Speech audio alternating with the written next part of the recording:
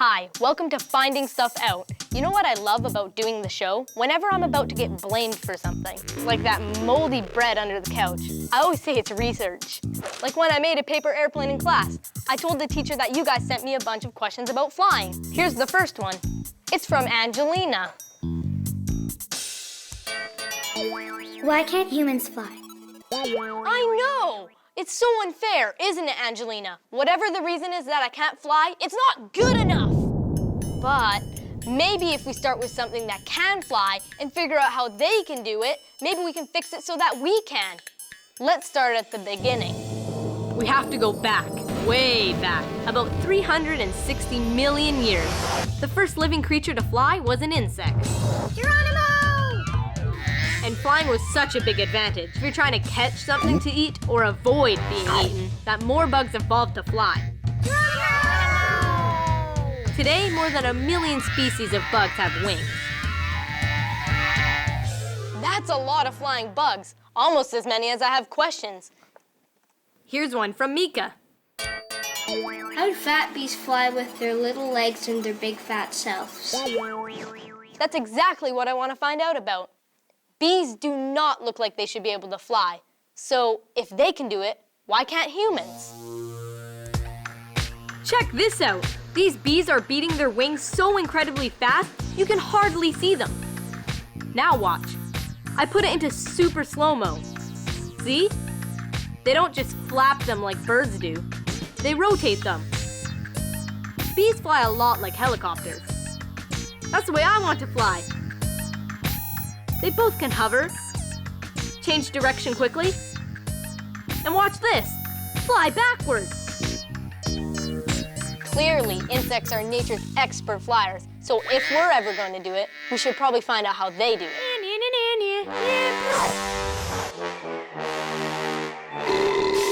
Excuse me. Whoa, okay, maybe not. No more bugs. Next question. How do birds fly? The short answer is wings. To find out how wings work, I have a 4-time Canadian model airplane champion. Please welcome my special guest.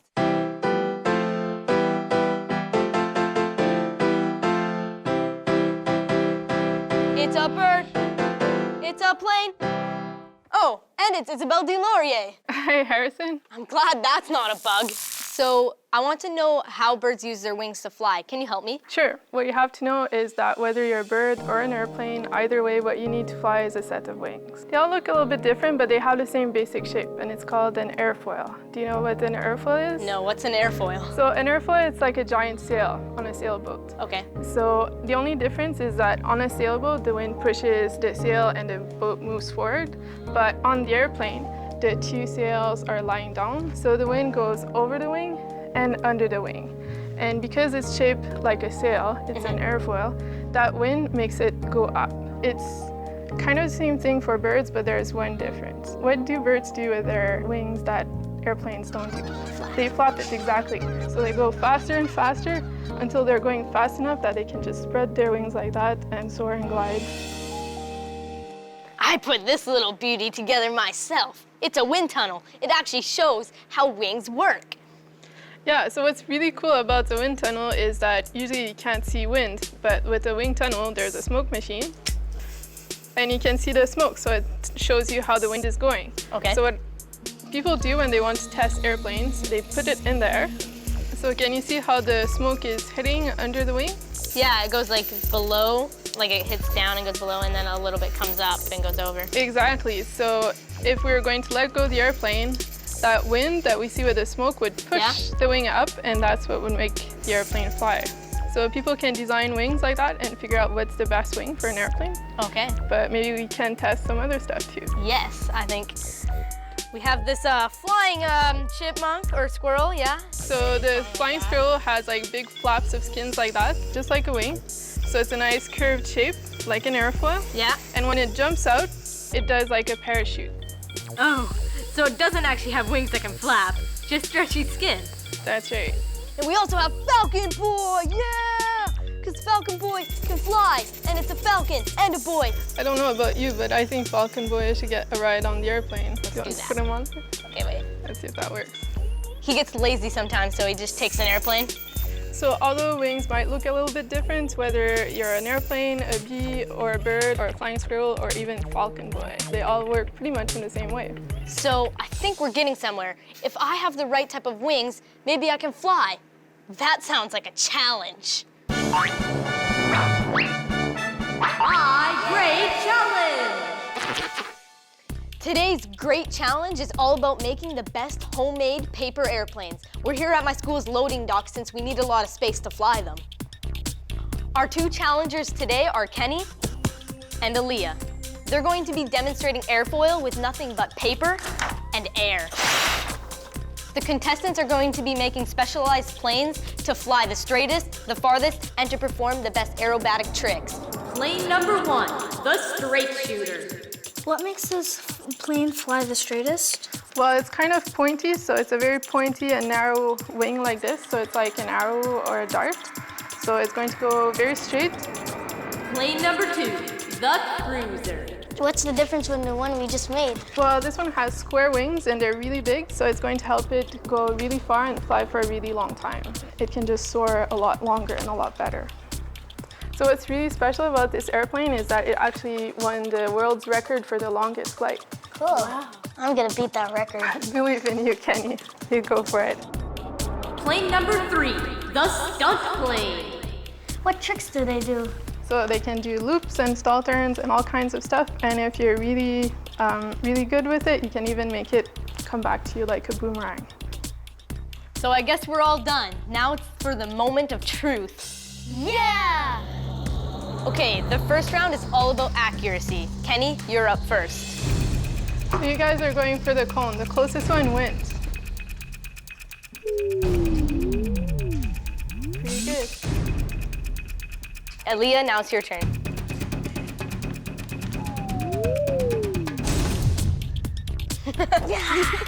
So I guess that round goes to Kenny. Now for the second round, which is about distance.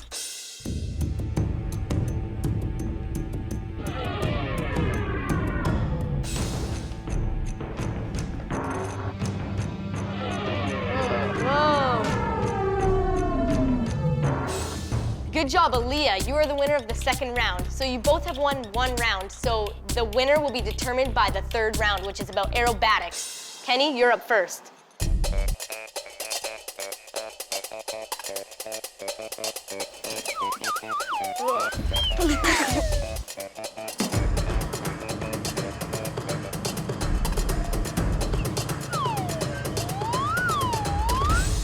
So I guess Aaliyah was the winner. She was the first one to do a loop-de-loop. So Aaliyah is our winner. Congratulations. Yes! Now it's time for another question. This one's from Eric John. What I want to know is how big is the biggest bird alive? Now we're talking, Eric John. If humans are going to fly, we should probably check out some of the biggest flyers. To answer your question, I'm gonna get some street smarts! I found out the bigger the bird is, the bigger wings it needs to fly. The bird with the biggest wingspan and the world's champion long-distance flyer is the wandering albatross. These giant seabirds can ride ocean winds for hours without resting or even flapping their long wings. So, how wide is the wingspan of an albatross? This wide! These kids think it's a really heavy bird. If I were a bird, I would like to be an albatross because I have a big appetite. So I want to know how much you think an albatross weighs. 1,000 pounds? 55 pounds? 805 pounds? 300 pounds? 115 pounds? 500 pounds? 99 pounds? 20? And the winner's you! Yes! An albatross weighs just over 20 pounds, which is about the weight of a 1-year-old baby. Wow. I find it unbelievable. I thought it was 500 pounds. It's really light. I thought it would be more than 20 pounds. Whoa! So how much do you think I weigh? 80. 9,000. 102. 102? Actually, I weigh 70 pounds. I guarantee it. Yeah, you can put me down now if you want. It's not heavy. So I weigh about 70 pounds, which would be 3.5 albatrosses. My wings would have to be this wide for me to be able to fly. That would be hard. I'd need a lot of wide open space to land, and it would be really, really difficult to go inside anywhere. Maybe the albatross isn't the best model for humans wanting to fly. So here I am with Tanya Drapeau from Falcon Environmental Services, who I thought was gonna bring a lightweight bird, but this guy looks heavy. That's what you think. Why don't you try it out? Okay. And then I hold this? Yeah, you hold on to that, Okay. and as I drop my arm, the bird goes up the stairs. Okay. Just like that, onto your there we fist. go. So what do you think? It's pretty light. He was lighter than I actually thought he was gonna be. Yeah, he kind of looks like he weighs more than a house cat, but he weighs about 5 pounds. That's Oh, wow. the same as a big tub of peanut butter. Oh, So wow. that's pretty much his weight. Do you want me to take him Yeah. back? All right. So all you need to do It's is just- open your hands. There we are. And there we go. Right back Perfect. to me. Now, birds have lots of adaptations for flight, so Okay. that's why sometimes they look heavier than they actually are. Half of his body is really just feathers, and then their skeleton actually is made up of many hollow bones, so that means that there's kind of nothing in them. They're very strong, but it allows them to be lighter for flight. Humans will have a very strong jaw bone as well as teeth, whereas birds just have a very lightweight beak or bill. Just the eyes seem to weigh a lot because they're so big. Well, his eyes actually take up 2/3 of his skull, and that means that one eyeball is actually larger than his brain. I'll leave it at that. If we compared it to a human, it would mean that we have eyes as large as grapefruit. Grapefruits? Now here's another question. What's the fastest bird alive? Yeah, what is the fastest bird alive? Can you tell us, Tanya? Yes, I can, and he is really fast. Well, I'm really fast too. Hi. Hi. Harrison, I'd like you to meet Julie, and this is Orion. He is a peregrine falcon. Orion can go up to 300 kilometers per hour in a dive when he's going after prey. 300 kilometers? That's faster than this, this, and this. So why does he have this hat? Well, it's actually called a hood. And the thing about birds of prey is they're ultra fast, but they also see very, very well, up to 8 times better than people. So for him, having his eyes hidden right now means that he can stay calm, and it's also part of his training. So when the hood comes off, he's ready to go. Orion, ready to fly? So you stay here with me. Orion is actually so fast that he needs a large area to fly. So that means he needs all the room to stretch his wings and gain all his speed. And when he comes stooping and diving down, he's at high speed. So we want to make sure he has all the room.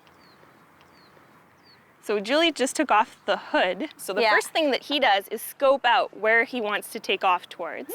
And he loves to take off against the wind. So he's kind of looking at the wind, he's looking at his surroundings and getting engaged. And with a ruffle of his feathers, that means that he's ready to go. And he should be ready for takeoff. A little scratch to the head. Yep, definitely ready for takeoff.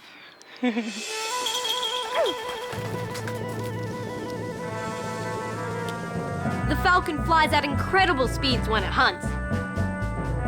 It rises high into the air, far above the other birds, and then dives at its prey.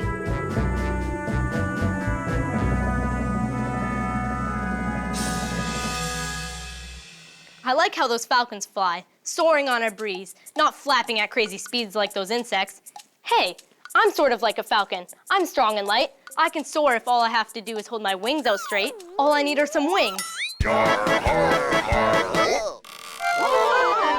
flat Earth corner!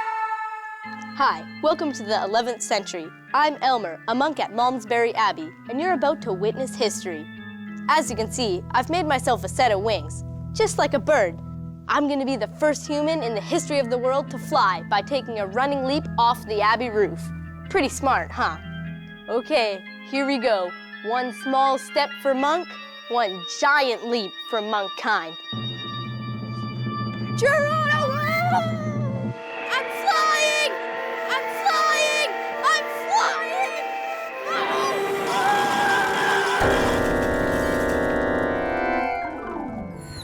Oh, man.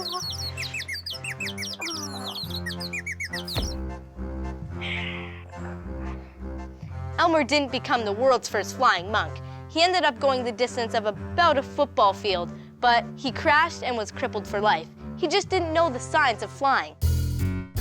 It took a few more centuries before people figured out how to build gliders that could actually keep a person in the air. We had to learn a little bit more about wings. Well, I can still dream about flying anyway. Finding out how bees and birds fly just proves that I can't. But there are other animals that can. Now here's a question Hanlon asked me to find the answer to. How come pterosaurs can fly and little dinosaurs can't? To answer your question, it's that pterosaurs weren't actually dinosaurs. They were flying reptiles. Now, you probably know that flying reptiles died millions of years ago, right? Well, surprise! Here's Chrysopolia, better known as the flying snake. It's very much alive. It doesn't exactly fly, but it can glide. It does a kind of parachute jump by sucking in its belly to form a wing. By twisting from side to side, it can even control the direction it goes in. It can glide the length of a football field in one jump. Flying snakes. I hope I never come across one of those. Here's another question from Tamara. Does the flying fish really fly? Almost. Flying fish can fly by swimming really fast and then leaping into the air and spreading their fins like wings.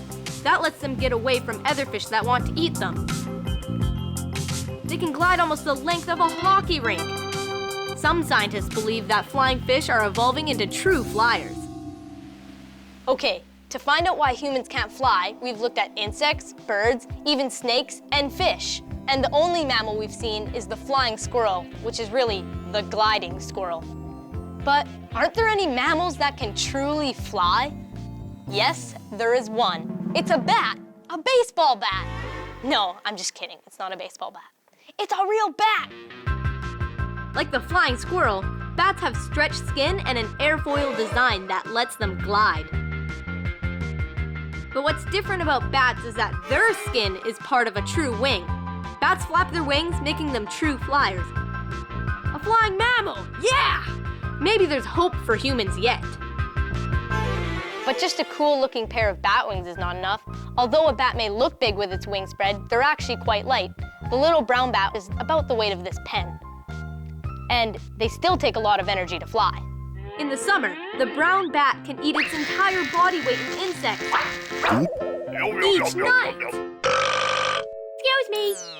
Yeah, aren't you glad you don't have to eat your own weight in bugs every night? Okay, so we found out a lot about what it takes to fly. We found out that snakes can parachute from trees, and fish can evolve wings, and even mammals can fly. So what about the amazing question that started this episode? Why can't humans fly? The big answer is...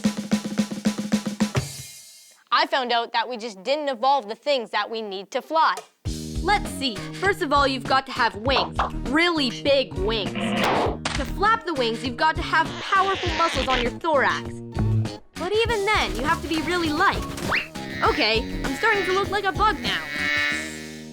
Never mind all that stuff. I'm going to try to fly, and you can try it with me.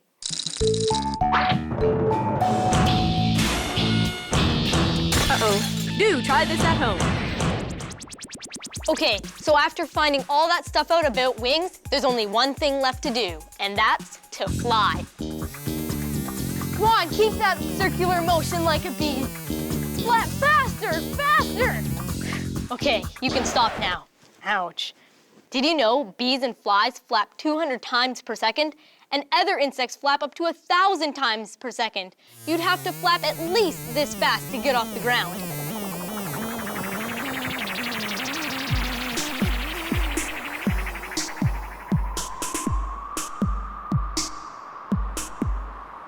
Birds do it, bees do it, even squirrels and fish do it, flying through the air, so why can't I? Bats do it, snakes do it, even some squids do it, flying through the air, so why can't I? No hollow bones or feathery wings, no stretchy skin, but I have these. Didn't evolve with these adaptations. We can't fly without contraptions. Without them, more herky-jerky, might as well be a frozen turkey.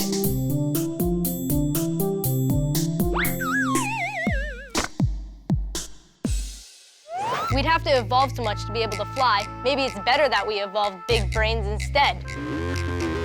After all, our big brains helped us figure out how to fly in airplanes, helicopters, and rockets.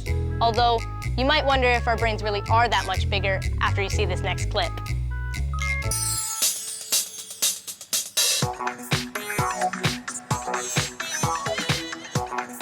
These grown-ups have learned to glide by using special flight suits with stretchy material. They glide just like the flying squirrel does. But it's still a very dangerous activity.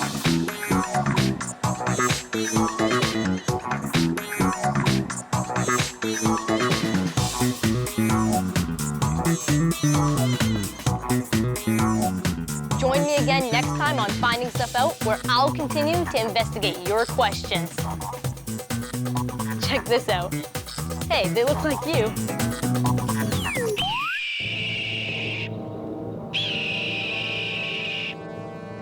I'm on the hunt for birds, but not just any birds, birds of prey.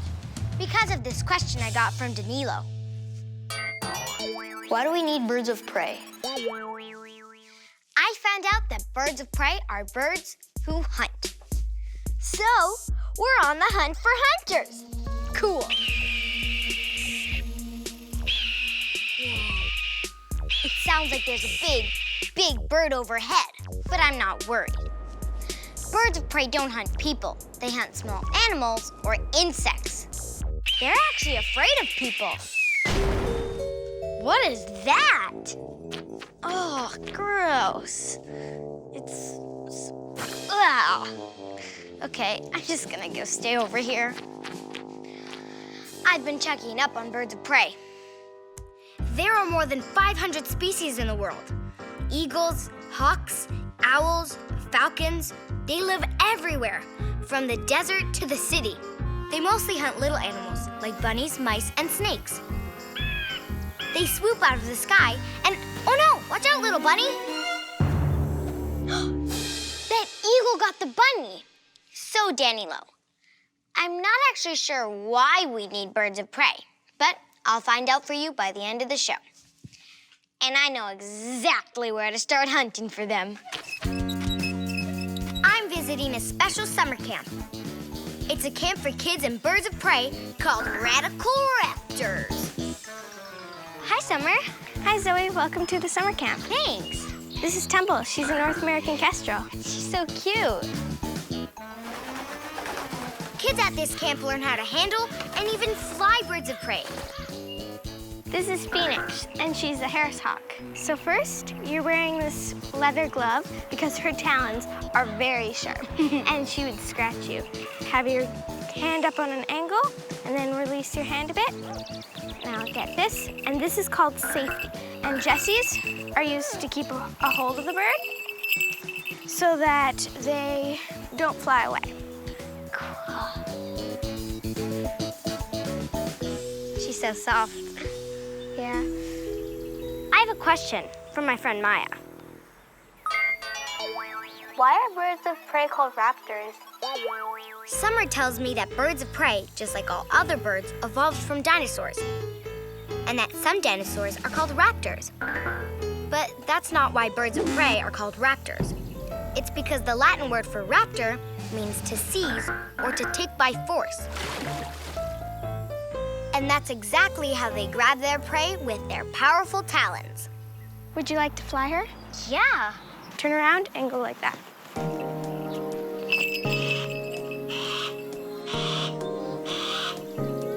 That was so cool. So how do we get her back? Stick your hand out like this. And then I'm just gonna grab a piece of food. Put it right there.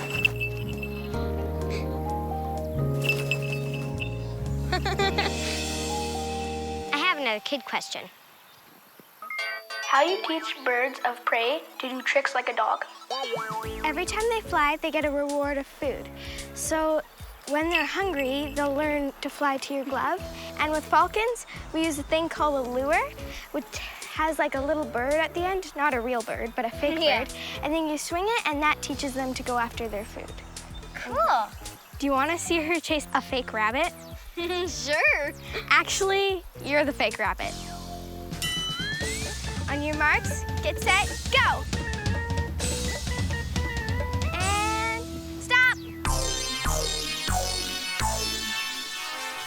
That was cool. Yeah, but I would not want to be that rabbit. I have another kid question. Do birds have teeth? Yeah, do birds have teeth? No, birds don't have teeth. But they have a really sharp beak that they use for tearing apart their meat. How far can an eagle see? An eagle could see for up to 3 kilometers. Wow, that's like seeing something really small all the way across 30 football fields. Amazing. Well, no wonder you guys call this camp Radical Raptors. The Raptors are radical. Thanks for having me, Summer. Thanks for coming. Come again soon, Zoe. Thinking about raptor camp, I realized that all the birds of prey that we met had 3 things in common. Strong talons, great eyesight, and sharp beaks. I wonder what it would be like if we were birds of prey.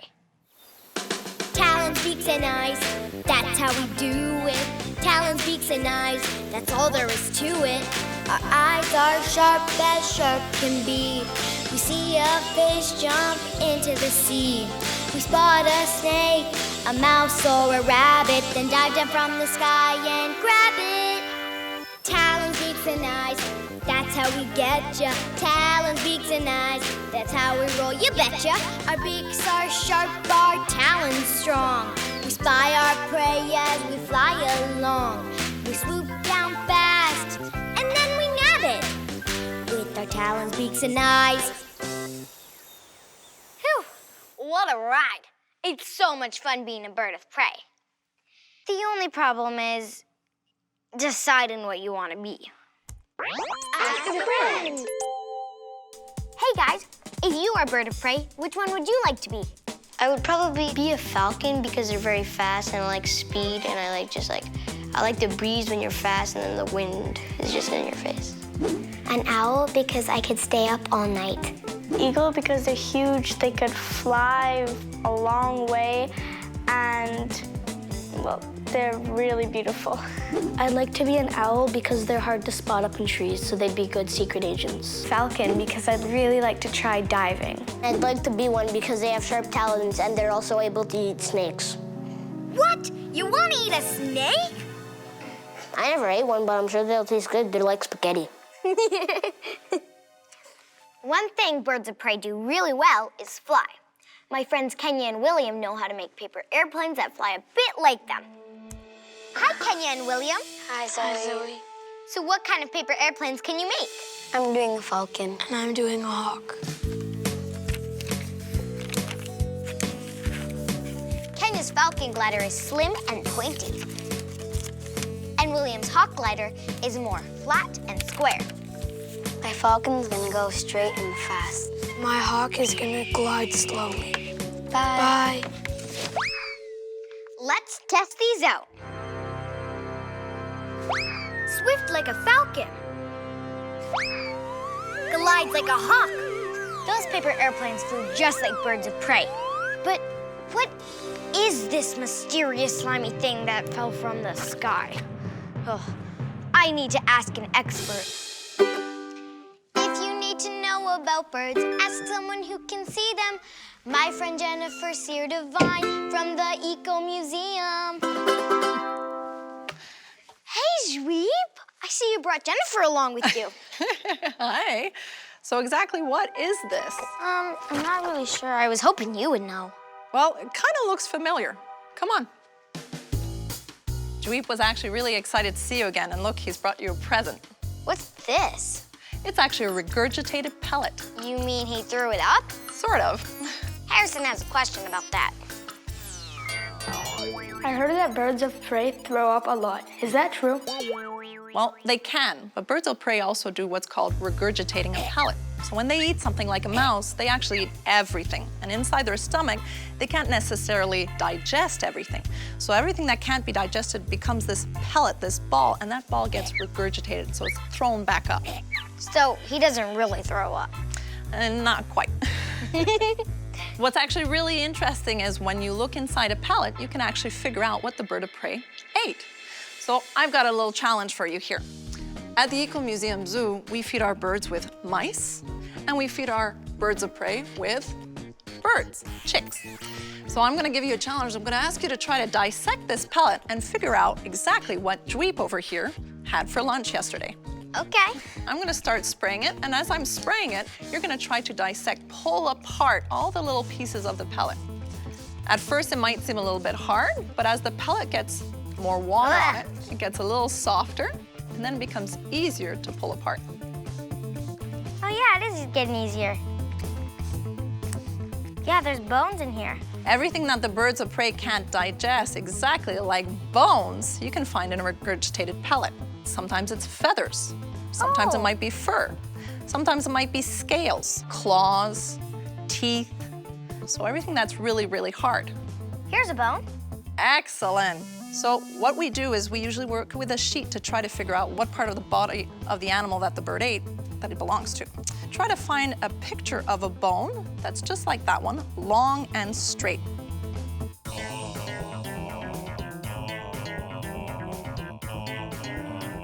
What about this one? Very good. That long, straight bone, part of the leg. Definitely a chick. Very good. Great detective work. Thank you. Whoa! Sweep, you scared me. Flat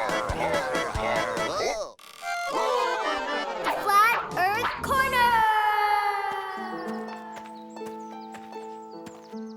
In ancient Greece, people thought owls were a sign of good fortune. They even put pictures of owls on money. On one side, an owl, and on the other, it's Athena, the Greek goddess of wisdom. Athena and her little owl were inseparable. That could be why ancient Greeks thought owls were wise. We Romans know better. We know that owls are omens of disaster. A hoot from an owl indicates imminent death. Ah! Ah!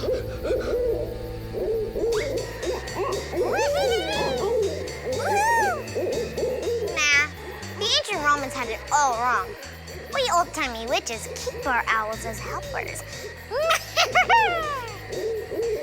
Our owls spy around town and tell us witches what's going on.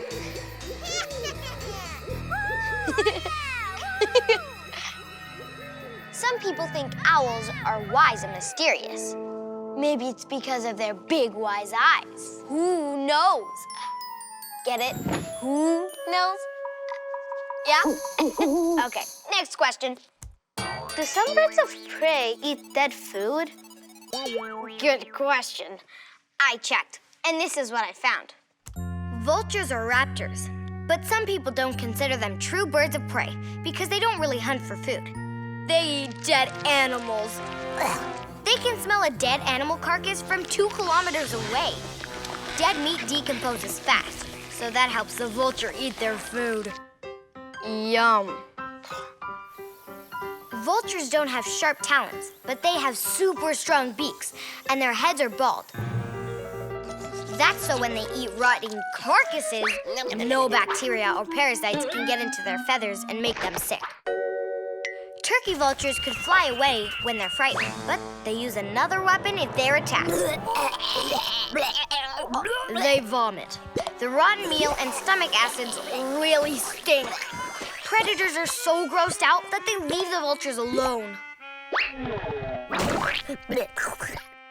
Now that is disgusting. Almost as disgusting as that thing. So let's just not look at it because it's time for... My Great Challenge! We have Danilo and Alice on Team Eagle, and Michelle and Arvin on Team Hawk. Are you ready to be birds of prey? Okay, challengers, time to get hunting. Okay, Team Eagle, go!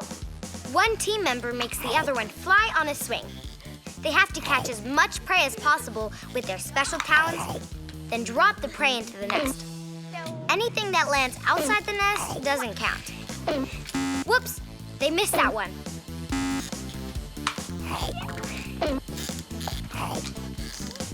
Okay, no more prey. 7 out of 9.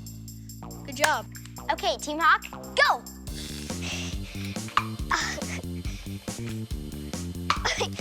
Team Hawk is going to get hungry if they can't catch any prey. There's one. They're getting the hang of it. Keep going, guys.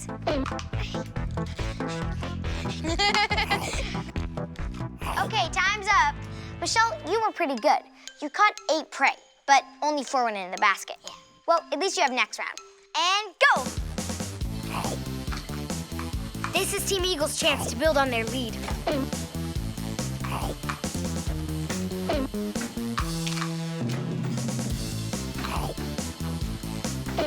Missed that one.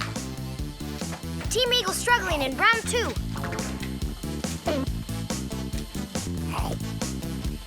Okay, time's up. You guys got 8 prey, but only 4 went in the basket. So 7 plus 4 equals 11. Good job. You still have a chance to win. Go! Can Team Hawk come up from behind to pull off a win? 2 in 1 shot. Nice. You got this.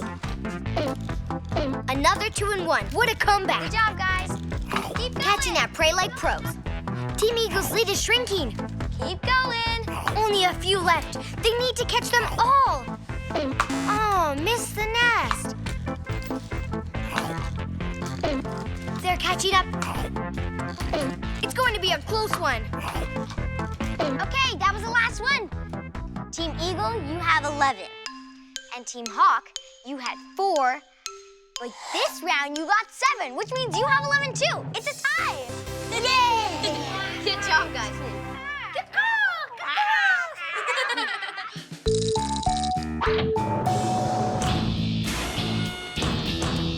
Uh-oh, do try this at home. Today's Do Try This at Home is imitating birds. Zweep? Oh, Jennifer, it's you. Hi, yeah. What's the trick? Well, actually, to sound like an owl, you need a little bit of practice, but basically you pucker up your lips a little bit, you puff out your cheeks, and you try to hoot. So I was just doing a barred owl, and they kind of sing, "Who cooks for you?"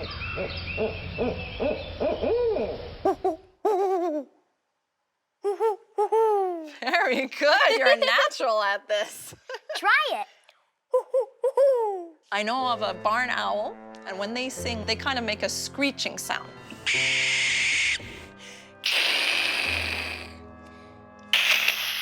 And they also do a bit of a woo. Sounds almost like a ghost. My personal favorite, it's an eastern screech owl. And they're about this big, and they sound like a horse whinnying.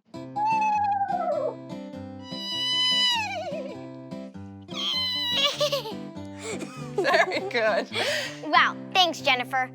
I'm starting to love birds of prey. Even though they eat mice and bunnies, they're not being mean. No, you're right. It's actually a question of survival. They have to hunt in order to eat. Mm-hmm. My friend Ruby was wondering. Are any birds of prey endangered? Good question. Let me see. I found out that raptors face a lot of danger. They're threatened by things like the weather, accidents, volcanoes, lightning, and disease. Then there are dangers caused by humans like pesticides, electric power lines, hunting, and egg collecting. My friends at Raptor Camp know a lot about this and what we can do to help. The number one reason birds of prey are endangered is because of habitat loss. When you chop down the forest trees, they lose their home. Spotted owls are actually dying off. Stop spraying harmful pesticides on the forest or anywhere. A really big one would be to stop throwing garbage out your car window because that attracts mice, and the birds come to eat the mice, and then they get hit by a car. Together, we can protect these amazing creatures so they will always be around. Michael has a really good question about that. What would happen if we didn't have birds of prey? Well, for one thing, we would have a lot of mice. How fast can mice multiply? Start with 2 baby mice, a male and a female. At 6 weeks, the female can become pregnant. 8 baby mice are born after 3 weeks only. The female can become pregnant immediately after giving birth. Her 8 baby mice start having their own babies after 6 weeks. Same with their babies, and so on, and on, and on, and on, and on, and on! What? That can't be!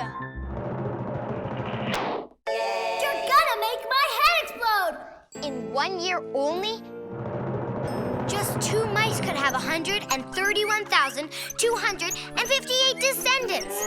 Now imagine millions of mice. And that's not even counting all the other creatures birds of prey wouldn't catch. Why, they take over the world. Hey, I think that's the answer to today's big question. Why do we need birds of prey? The big answer is to keep nature in balance. Birds of prey make sure mice don't take over the world. That's the big answer. Ta-da! But what is this big, gross thing? It looks familiar, like an owl pellet. A huge one. Maybe it's a dinosaur pellet. Well, I know what to do with a pellet. Look inside. Oh, gross, gross. Oh, I've got something. Bones? Could this really be a dinosaur pellet? Some dinosaurs did make pellets, but who regurgitated this one? Okay, you've caught me. I built this big pellet to see if it would help us find stuff out. And it worked. See you next time for more Finding Stuff Out.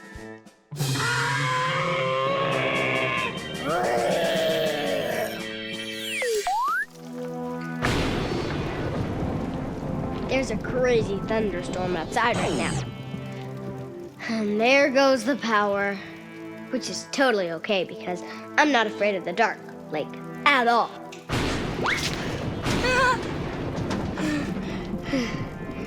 I wish I could light up like these glowing stars. I could be my own nightlight, and then the darkness wouldn't get me. That is if I were afraid of the dark, which I'm definitely not. Hey, speaking of being my own nightlight, here's a great question I got from Aiden. If fireflies glow in the dark, why can't we? Yeah, why can't we glow like a firefly? I've never actually tried to glow. Maybe I just have to concentrate. Oh, nothing's glowing. Why can't we make our own light like fireflies? Or like comets? Or lightning? I don't even know how we make electric lights. But maybe your questions about things that light up will help me find an answer by the end of the show. A good place to start is to find out more about creatures that know how to glow. Here's another question about fireflies. This one's from Sean. Why do fireflies' butts glow? I checked, and I found out that fireflies' butts light up for one main reason: romance. I found out that fireflies have two special chemicals in their bodies, and when they mix together, they create light, kind of like a glow stick. They can control these chemicals to turn their light on and off whenever they want. Different kinds of fireflies can make yellow, green, orange, or even blue light. They actually talk to each other with patterns of flashes from their butts, like secret codes. Yoo-hoo! The male fireflies flash a message to say, "Hey, I'm a certain type of firefly, and I'm going to tell you a little more about myself." And if a female likes what she's seeing, they'll flash back. Then the male follows her flashes and flies over to meet her. How romantic. What a great way to find each other in the dark. Actually, they're not just sending sappy messages. Their flashes can also warn hungry predators to stay away because they taste really bad. We might not be able to glow, but we can use lights to communicate like fireflies do. Ooh, I bet my friends know some ways that we use lights. Ask a friend. A police car has a red light on top, which says "Get out of the way." Lighthouses shine light on the rocks, then the ships could see the rocks and then they would turn back. Like when we're driving and we see the light says green, red, and yellow. If you flash lights in specific ways, like turn it off and on, I think it can be Morse code. Holy moly, you're right. We use flashing lights to communicate all the time. Hey, wouldn't it be funny if we did all that with our butts? You know, just like fireflies. It's the police. Come out with your hands up. If you could make any part of you light up like a firefly's butt, what would it be? It would be my wrist, probably my nose. Somewhere on my face, like my eyes, my nose, or my mouth. My nails for like Halloween parties and stuff. I think I would want my head to glow so people can see my face. Ooh, yeah. You could be a ghostly floating head in the dark. Ooh. This next question is from William. Ooh. Do some fish glow in the dark? Do some fish glow in the dark? Well, I checked. And on land, there aren't too many animals that can make their own light. But underwater, it's a different story. To find out more, I swam to the darkest depths of the ocean.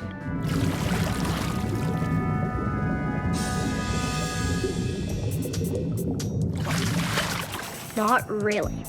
I'm actually in the very dark laboratory of Dr. David Morse, a biologist who specializes in glowing sea creatures. Whoa, what is that? This is a flask of dinoflagellates. Huh, it glows. Oh, hello. Hi, Zoe. That looks like plain old water in there. How come it was glowing? Well, it's not plain old water. It's actually full of creatures, and they're really amazing because they produce their own light. I don't see any creatures. Well, they are so small, you actually need a microscope to see them. Wow. Incredible. But why do you have to stir them up to make them glow?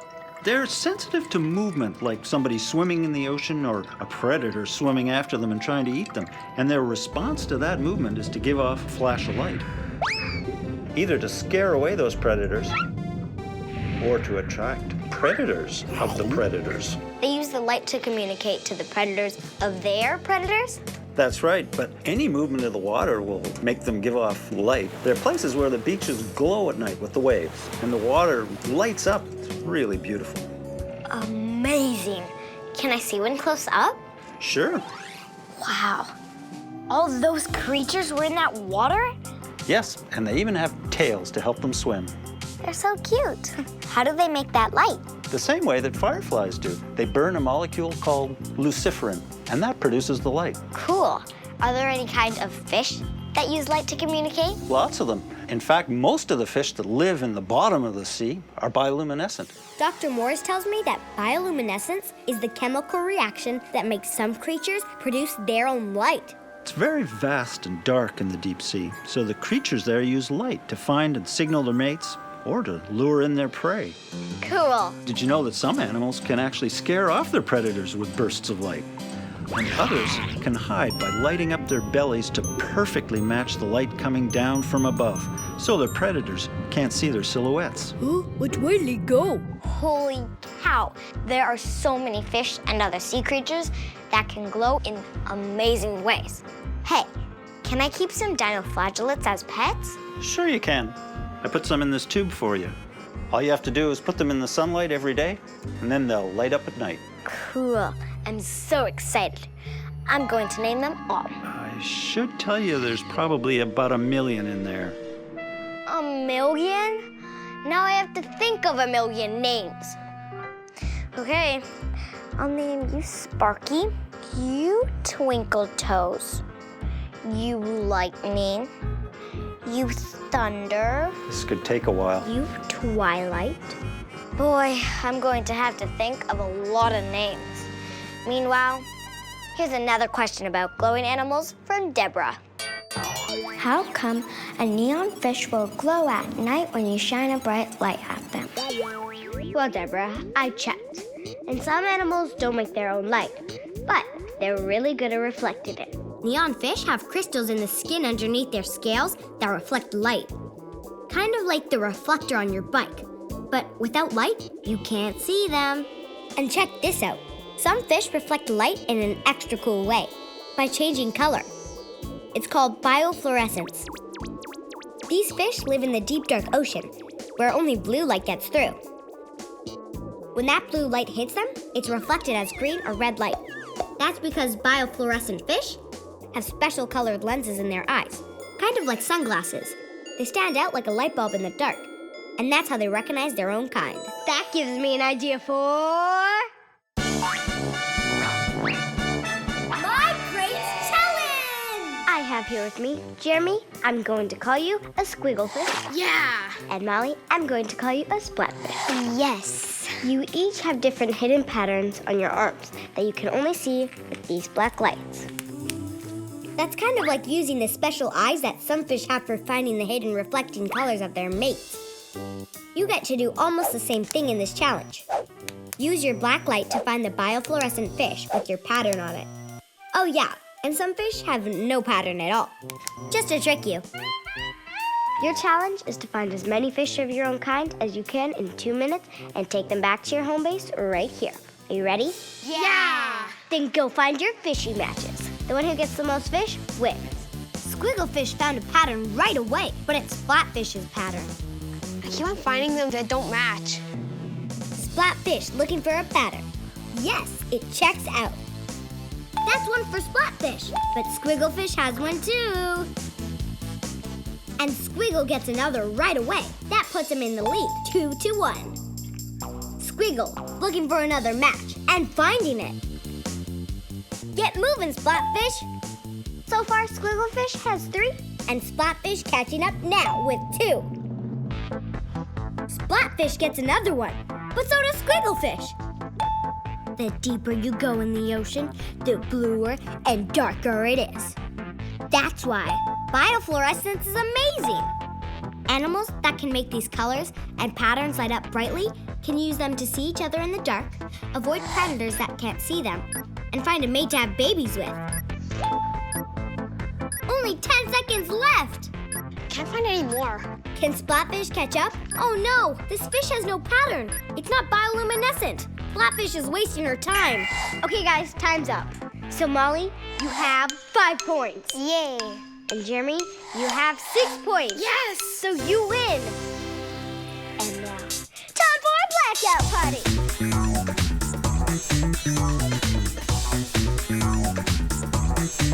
This is almost as much fun as this question from Andelaine. Why does a comet have a glowing tail? Flat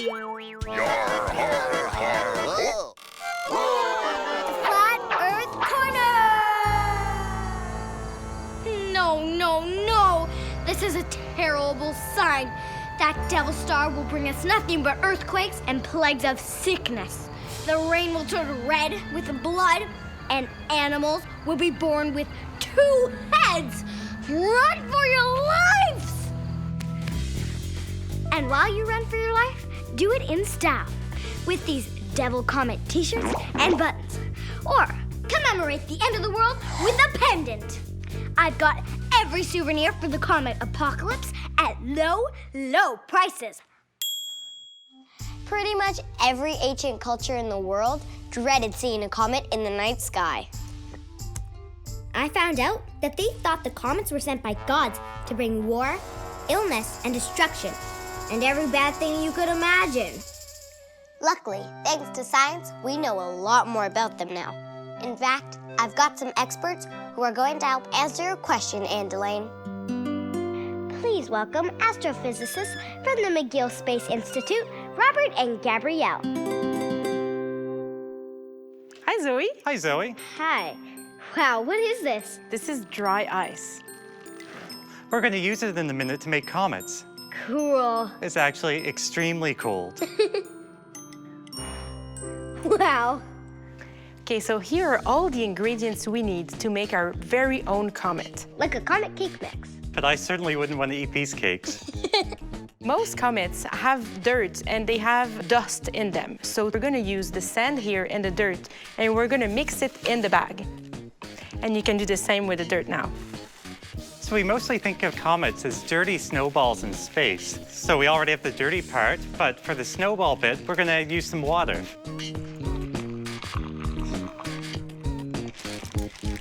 So now we have pretty much a mud pie. Now we need to make it into a comet. We're going to use the dry ice we found earlier to freeze our comet. And we don't want to freeze our hands. We have some mittens to put on.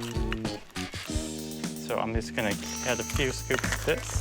There we go, and one more for good measure. Okay, so you want to push that all to one side of the bag? I can help. We can take the comet out of the bag and look at it. Wow, it looks like an ugly snowball. And that's exactly what comets look like when they're really far away from the sun. So, how does it light up? If you were to blow on the comet, Wow. You see, it's producing a tail. that's just like what happens when a comet gets close to the sun. It starts to melt and it leaves behind a big, long vapor trail. The sun pushes the vapor trail away from the comet and gives us the big tail we see in the sky. Oh, so the comet's tail always points away from the sun. But what makes it light up? It just reflects the light of the sun. Oh, I get it. It's the same way the moon shines. Exactly. Well, thanks for being on my show. Thanks for having us. I have another question from Andrew about lights we see in the sky. Why is lightning so bright? I checked, and I found out that the big flash of light is created by electricity that builds up in the clouds. It's kind of like what happens when your socks stick together when they're tumbled up in the dryer, and you try to pull them apart. They zap. Check out this cartoon I made. Tiny pieces of ice form high up in the sky, where it's really cold. These ice crystals turn around in the wind, and they bump against water droplets and other ice crystals. As they rub and bump into each other, they build up an electrical charge. Eventually, the charge builds and builds to form a gigantic spark. The lightning's bright flash comes from that spark. Did you know that a bolt of lightning can give off as much light as almost 17 million light bulbs at once? That's a lot of light bulbs!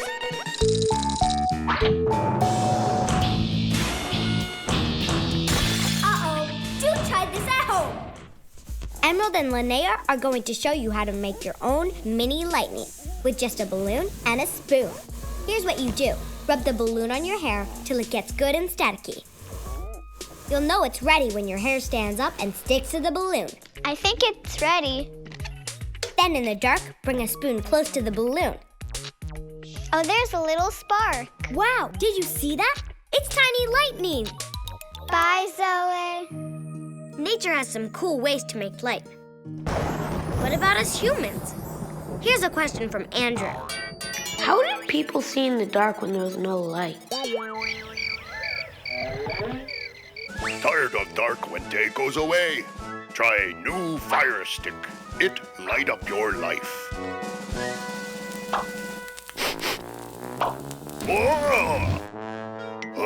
Invention need work. The first thing humans used for light was fire. But it's dangerous and burns out really quickly. But I found out that eventually we learned how to make it burn slower. We burned moss soaked in animal fat, which led to the first oil lamp. After that, we made candles out of wax. But when we figured out how to capture and control nature's electricity, everything changed. This is a perfect time for Sophia's question. How do you make a light bulb? How do I make a light bulb? Ding! I asked my scientist friend, Shakib, along with Daniele and Andrea. He knows how Thomas Edison made the first really useful light bulb back in 1879.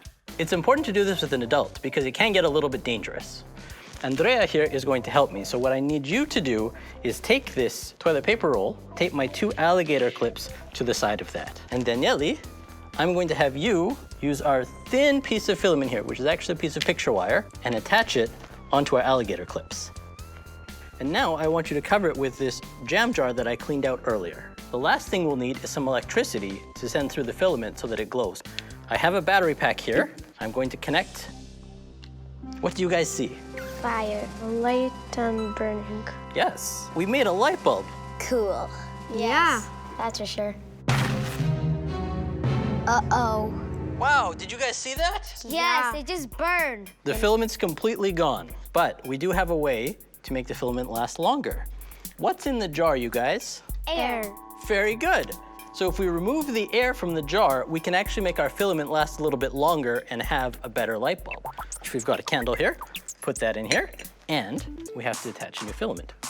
And what we're going to do with our candle is light it. So a candle requires a couple things to burn. Of course, it needs the fuel, which is the wax that we have in the candle, but it also needs air or oxygen to burn. If we use the jar and we cover our candle, what will end up happening is we won't have any oxygen left. Can you see that the candle flame starts to get a little dimmer? Yeah. And then it goes out and we get a nice puff of smoke. So then we know there's no oxygen left inside our jar. And I'll just connect the other clip here. And look, this time it lights up, but it doesn't burn because there's no oxygen inside. Edison tried a whole bunch of different filaments for his light bulbs, but it wasn't until he removed the air and created a vacuum inside that he invented the electric light bulb. And the rest is history.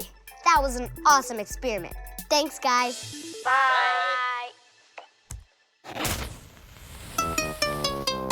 Well, when it comes to lighting up from fire to fish that glow, nature's had it figured out from eons long ago. But when we use our brainy minds to follow nature's lead, we use the things around us to create the light we need. Oh, we made oil lamps and torches, fireworks and candles, lanterns, light bulbs, luminescent lights on our bike handles, neon signs, glow sticks, laser shows and movies, traffic lights, this lightning thing. These flashy shoes are groovy. There's headlamps, pyrotechnics, lit up fair rides, computer screens, holiday lights, lighthouses. You're gonna make my head explode! Phew! We've harnessed light to do so many amazing and silly things. But I still can't get my own butt to glow like fireflies. No fair! And that brings us back to the question that started off the show. If fireflies glow in the dark, why can't we? The big answer is... we actually do. Well, not enough to see with our eyes. Only just a tiny, tiny amount. I found out that all living creatures give off a very small amount of light because of the activities of our cells. We humans have never been able to make our own light on purpose, though, the way cave worms and deep-sea fish do. That's because we don't live in constant darkness. But we were smart enough to figure out how to make the light we need with stuff we found in nature. Which means... Welcome to Finding Stuff Out. My name is Robot Harrison. Do you want some microchips? They are my favorite food. No? Too crunchy? That's okay. I will serve you your first question. It's from Theron. When will I have my own personal robot? When will you have your own personal robot? Well, Theron, your question made me realize I want one too. And guess what? We're not alone. Check out this old movie I found. This is Rolo the robot, and his master is asking him to make dinner. Yes, ma'am. Rolo, get. People have been dreaming of a humanoid robot servant for a really long time. One that could cook meals, answer the door, vacuum the floor, and lots more. So when is it really going to happen? That's a lot to ask from a robot. Is it possible? Maya had a good question about what robots can do. Can a robot's brain store as much information as a human's brain? To answer your question, Maya, I have a special guest. He's only 2 feet tall. Please welcome now 1337.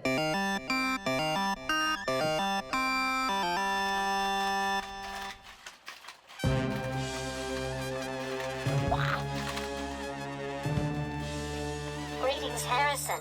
I'm here to help you do a good show. Now, 1337, you're awesome. Thanks, but I will not clean your room or do your homework. As much as I'd like to own my own little Now 1337, I can't, because he's only available to scientists who do research on robots. Anyway, he's not really what I'm looking for, because he can't clean up my room. I can pretend to clean your room. He's pretending to be a vacuum. Okay, but what about Maya's question? She wants to know if a robot's brain can hold as much information as a human's brain. Ask me any question. Who invented the first robot? Leonardo da Vinci invented the first humanoid robot 518 years ago. Well, what about this? What's 2,048 billion divided by 512 billion? The answer is 4. How can he know all this stuff? I have access to the internet just like any other computer. But I would love to be like Watson. I know Watson. Watson is a supercomputer. He can learn the equivalent of 1 million books per second, and he can actually understand them. It's called artificial intelligence. He's unbeatable at chess, and he won at Jeopardy, a super hard game show. In the future, robots will be able to use all this power, so you might think that the answer to Maya's question is yes, and that now 1337 is smarter than me. Affirmative. Well, that's not true. Our brains can do things that robots can't. We have imagination. We can invent things, solve problems. We're creative. How would you plan a surprise party for your best friend? Error. Does not compute.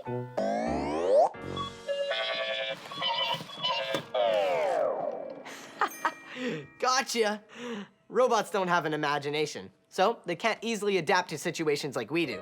Like deciding this is a good time to answer Devante's question. Do robots work better than humans? Well, yes. Robots are much better than some humans are at some jobs because they never get tired. They repeat the same actions perfectly every time. They can work in dangerous conditions that humans would never want to be in. They don't need air. They never get bored by doing the same thing over and over again. And they never get distracted. Unless finding stuff out is on. Here's a question from Angela. How many different kinds of shapes could a robot be? It can be all kinds of shapes. Not all robots look like humans. Their shape depends on what they need to do. Robots make cars, food, and all kinds of things.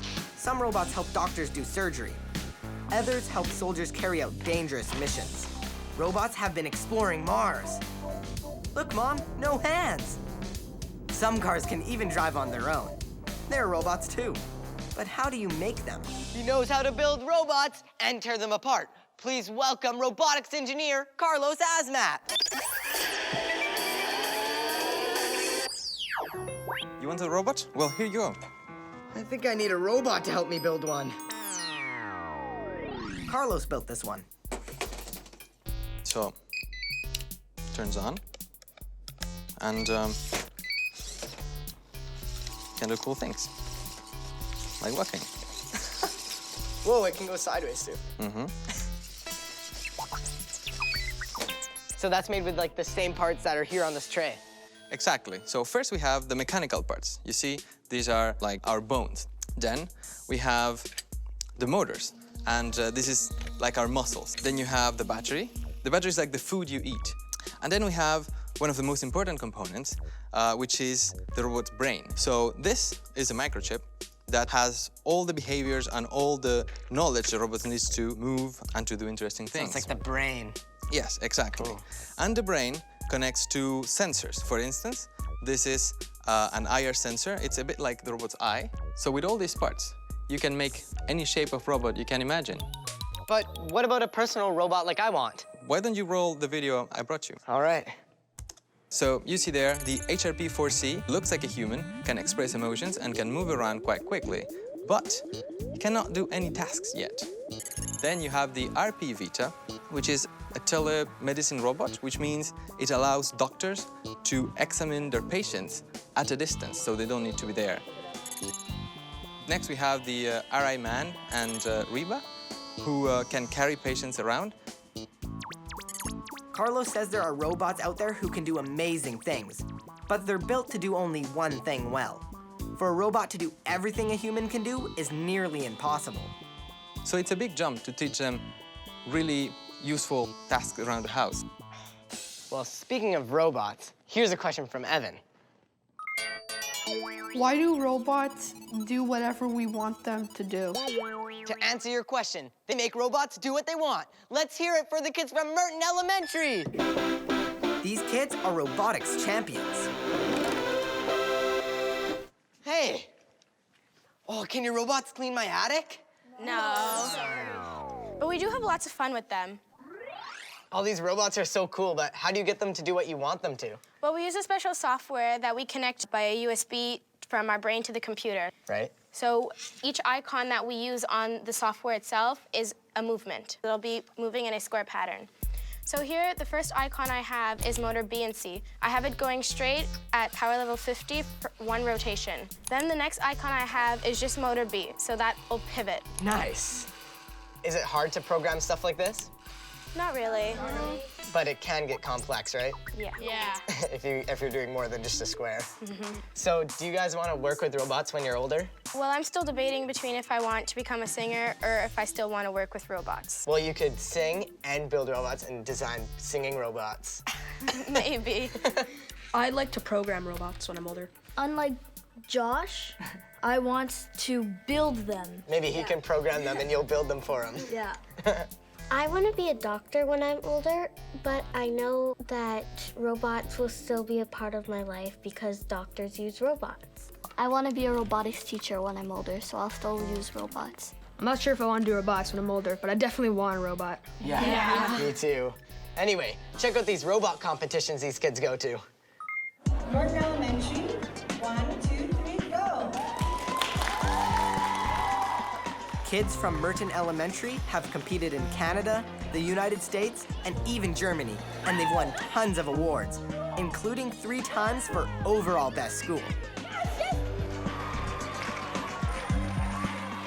All over the world, there are more and more events where kids compete using robots they've built and programmed themselves. Making robots is becoming really cool. Listen to that crowd. Speaking of competitions, it's time for My Great Challenge! All right, so tell me about this challenge. We program the robot so that it knocks out the red balls, which we call the cherries, out of the circle. If it knocks out any cups or it leaves the circle, it's out. Right. And whichever robot knocks out the most red balls wins. So are you ready? Yeah. Go.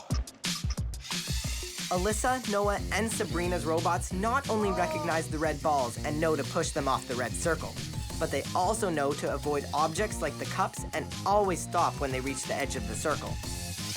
The best programmed robot wins. All right. So how do you win this challenge? So we programmed our robots to go up the ramp, and when it sees the white with this sensor, it will shoot the ball into the net. Kavisha and Lewis have spent a lot of time getting their robots to release their catapult at just the right spot. Yes! Got another.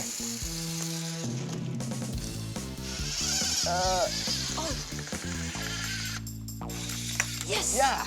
Looks like you both got a basket, so it's a tie. Yeah. All right, so how does this final challenge work? Well, the robot has to follow the black line and go up the ramp. Then it has to save the monkey from the dinosaur. Whoever does it faster wins, but if your robot gets off the line, you have to wait 5 seconds and then put it back on. Joshua, you can go first, and go. The search and rescue challenge is hard because the robots have a long way to go through ramps, twists and turns, all by themselves with no help.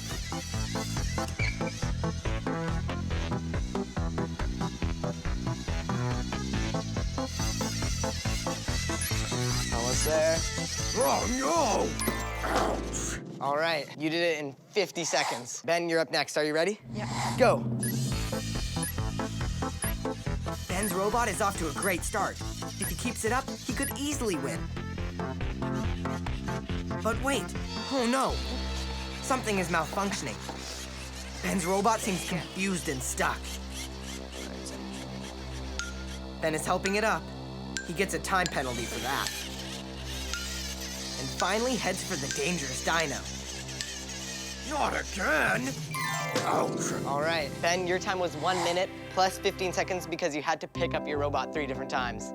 And Josh, your time was 50 seconds, so you're the winner. Yeah! Thank you for playing My Great Challenge. Thank you, Harrison. Algon robots dance like this. Let's do the robot, let's do the robot. I am so flexible. I am so rigid. My moves are smooth. My moves are choppy. My skin is bouncy. My shell is stiff. I'm full of bones, organs, and water. I'm full of plastic, metal, and microchips. Loosen up. Toughen up. You're always trying to replace me. You're always trying to control me. Let's do the robot. Let's do the robot.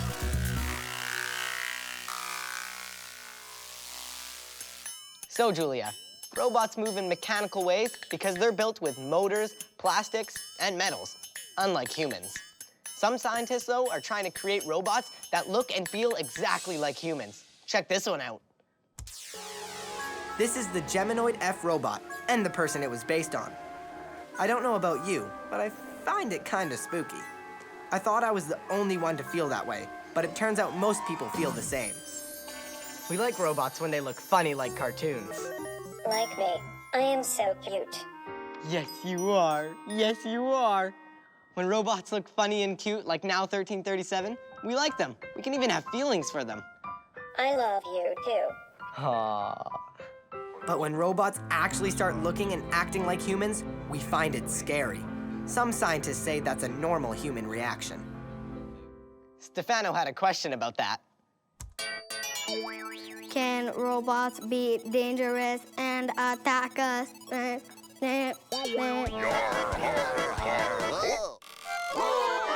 Flat Earth Corner!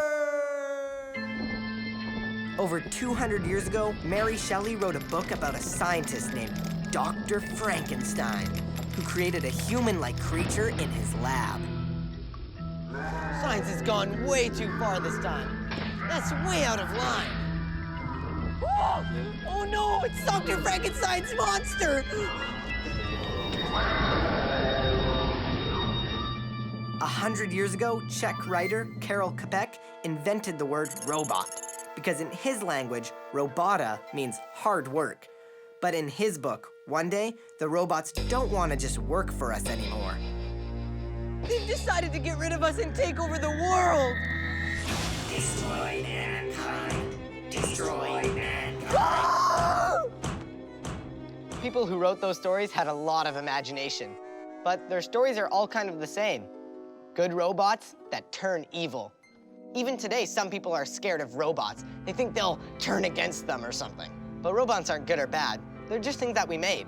And it's up to us to tell them not to hurt people. Be good. Speaking of being good, here's a question from Vanessa. How do robots help you in good ways? Well, Vanessa, there's actually a whole bunch of new robots that help us around the house. A lot of people already have robot vacuum cleaners, or some that mop floors. How about a gutter cleaning robot? Or a pool cleaning robot? More and more service robots are invented every year. And here's the most useful service robot I know, and I'm here with its owner, Isabelle Ducharme. Hi, Harrison. This is Jaco. It's, to me, like a third arm. I have limited usage of my arm since an accident that happened a while ago. I'm brand new with it. I've only had it a few weeks, so I'm just learning all the things it can do with me. But among everything that it can do, I learned that I can now water my plant, which is something I couldn't do before. All right. So you can control it just with that joystick, kind of like a video game. Yes. Would you like to try it? Really awesome, yeah. Let's go. When she was younger, Isabelle was unstoppable. She loved doing lots of stuff. After the accident, she wanted to stay the same. So she traveled all around the world and even went skydiving. I always look for ways to be more independent, and Jaco has changed my life for that. So you want to try and pour me a glass of water? Sure. Let me try to figure out how this thing works first here.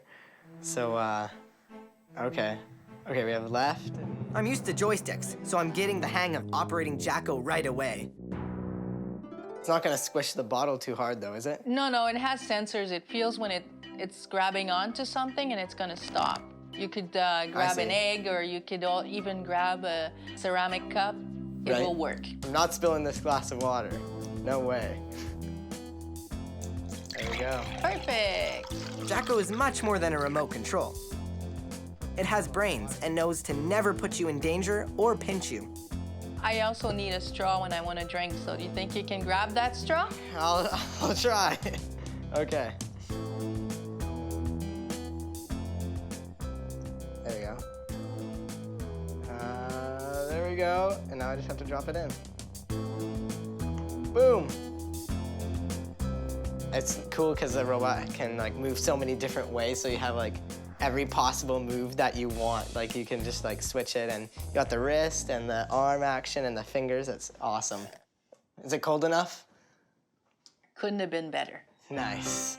Not only now can I drink on my own, but I can also grab things when I drop them on the floor. Before, if I dropped my phone on the floor, it stayed on the floor for the rest of the day. Now I can pick it up. There are some people that can't move at all. Do you think robots will be able to help them one day?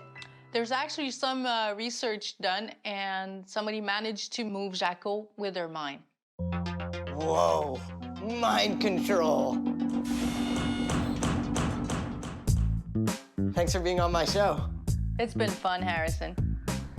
Robots can even shake hands. There's a lot of helpful robots out there, but they can only do one or two things.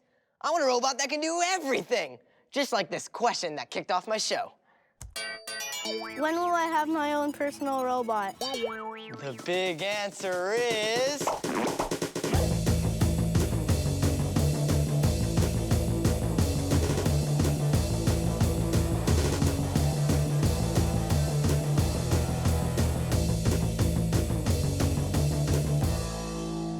Unfortunately, we have to wait for the real deal. This robot rock band is pretty cool, but all they do is play music and nothing else.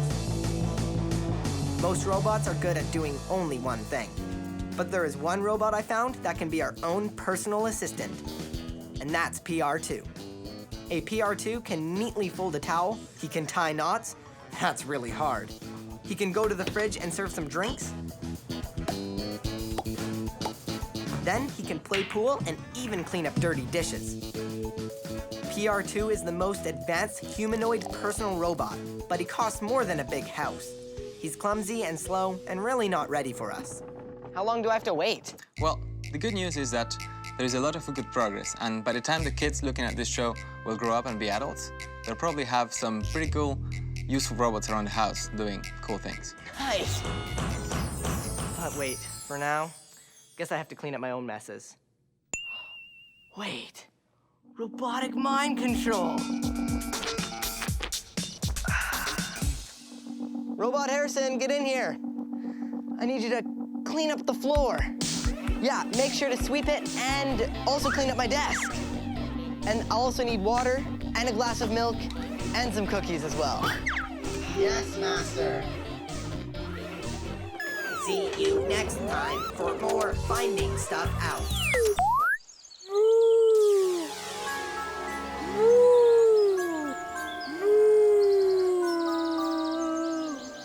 Hope I didn't scare you.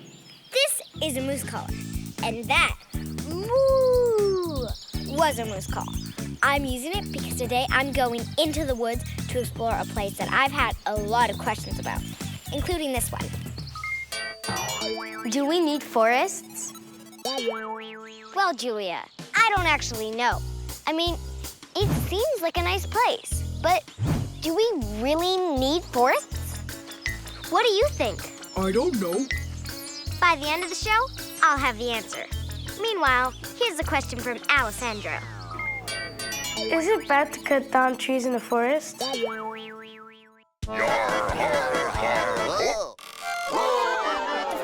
Earth Corner! Is it bad to cut down trees in the forest? Of course not. Look how many there are.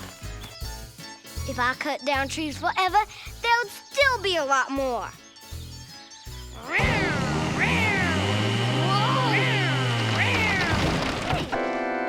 Where'd all the trees go? People used to think that forests were endless, and they could cut down as many trees as they wanted. And there were a lot of forests. I checked, and scientists think that at one time, forests covered this much of the world. But because of people cutting down trees, the forest now only covers this much of the world. I found out that without forests, wild animals have no place to live. Nowadays, they even go into neighborhoods where people live. Animals definitely need forests for their home. And Amanda had a question about that. How many kinds of living things are in the forest? Living things like birds, mammals, amphibians, reptiles, insects, microbes, big living things, tiny living things, things that eat plants, things that eat the things that eat plants. And there are plants too. Head getting warm. Brain trying to imagine all those creatures. Must be 100. No 1,000. No tens of thousands. Reaching overload! Ah! You're gonna make my head explode! They're still discovering new species all the time, and no one knows how many kinds of living things are in the forest, but they all need to eat. And we're going to meet some of them right now. She knows about animals that live in the forest. She's bringing some in now, and I know that they won't bore us. Here's Jennifer Sierra. Hi. Hi. This doesn't eat people, does it? No, absolutely not. Don't worry. This is actually an American kestrel, and her name is Sapphira. Where does she live? Well, this is a type of bird that lives in open fields and meadows, often close to forests. So forests are a little bit like a refrigerator whereby sometimes the mice and the insects all come out. And when she can spot them, oh, she's in seventh heaven. That's the way she can find all sorts of yummy food to eat. So what do you guys feed her? Well, at the Eco Museum Zoo, we feed her mice and we sometimes feed her little birds because that's sometimes what they'll be eating in the wild as well. Would you like me to go and get some more? Sure. Excellent. Wow, what kind of snake is that? This is what we call a black rat snake. Sometimes people refer to them as gray rat snakes. It loves to climb up into trees. I know it's hard to believe considering it doesn't have any arms or legs, but these guys can actually climb very easily. Does it bite? They can bite. Would you still like to touch? Sure. Whoa, that's like scaly. That's funny. Those are all scales. They have them all over their bodies. Wow, this frog is huge. It's actually what we call a bullfrog because this is a large type of frog, just like bulls are pretty large. So why is it good for them to live in the forest? In the forest where they live, as long as it's near water, they'll be able to find all sorts of insects and all sorts of little mice to eat, and that's what they love. They can eat fish that are found in the water, as well as a mammal that flies at night. Seriously? Oh, yeah. And you want to know how they eat the bat? How? Well, they have to launch towards it with their bodies, their mouths open, their tongues sticking out like this. They catch the bat in their mouths with their teeth. It keeps them in place. And then they push it down with their hands, the muscles in their throat. They have to bring their eyes inside their heads and push the food right down their throat. That's so cool. This is what we call an opossum, and this is from the marsupial group. So it's the same group as koalas and kangaroos. What does she eat? She can eat a little bit of everything, actually. She's rather omnivorous, so she can eat fruits, she can eat seeds and nuts. She can even eat other types of animals, like insects, mice. So you can see, if, like the forest floor, she's trying to push all the leaves around, all the pieces of wood, and she's trying to find all sorts of fruits that might have fallen from trees and insects that are hidden under all these branches, just like she'd be doing in the forest. Thanks for being on my show and helping me find stuff out. Thanks for having us. Here's another question from Joseph. Are all forests the same? To answer that question, I've come to meet an expert on Vancouver Island that has some of the most beautiful forests on Earth. She knows about the trees and all the forest things she sees. Here's Julie Fortin! Yeah! So I brought you this little fir seedling. And one day, this little seedling is going to be a huge part of this big forest. How tall could it grow? Douglas firs can grow up to 60 meters tall and have really wide trunks. Wow. So the kind of forest that would live in is a forest like around here. It's a temperate rainforest. The kinds of trees we would find here are especially the Douglas fir, but also things like this arbutus right behind us. The arbutus is a very interesting tree because it sheds its bark in the summer instead of shedding its leaves in the fall. What other kind of forests are there? There are tropical rainforests. Like the jungle in the Amazon? Yeah. There are temperate rainforests, which is like the one that we're in right now. There are boreal forests further north. And there is this really cool thing called cloud forests, which are forests that kind of sweat, and then they create their own clouds. That's really cool. Yeah. Why aren't all forests the same? Like, why isn't a forest like the jungle? Not all forests are the same because trees need 3 things to grow. They need light or energy, they need water, and they need nutrients. Light, water, and nutrients aren't spread out the same around the globe. For example, in the desert, there isn't enough water to grow forests. What about in the Arctic? Here's a question from Neil, who lives there, way up north. I live in Igloo, like, why aren't there forests here? You won't find forests up north in the Arctic Circle because it's just too cold for trees to grow. Speaking of trees and forests, who's in the mood for a little experiment? The experiment! Did you know you can tell how old a tree is by counting its rings? Not these kind. Not those kind of rings either. These kind. I asked my friend Kashvi and Noah to count some rings. In the spring, trees grow very quickly, slow down in the fall, and then stop in the winter.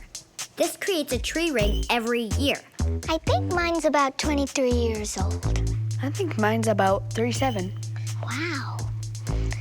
But that's so small. Yeah, that one's big. I wonder why this one's older, but it's smaller. Well, I found out it's because trees are just like people. They grow in all different sizes.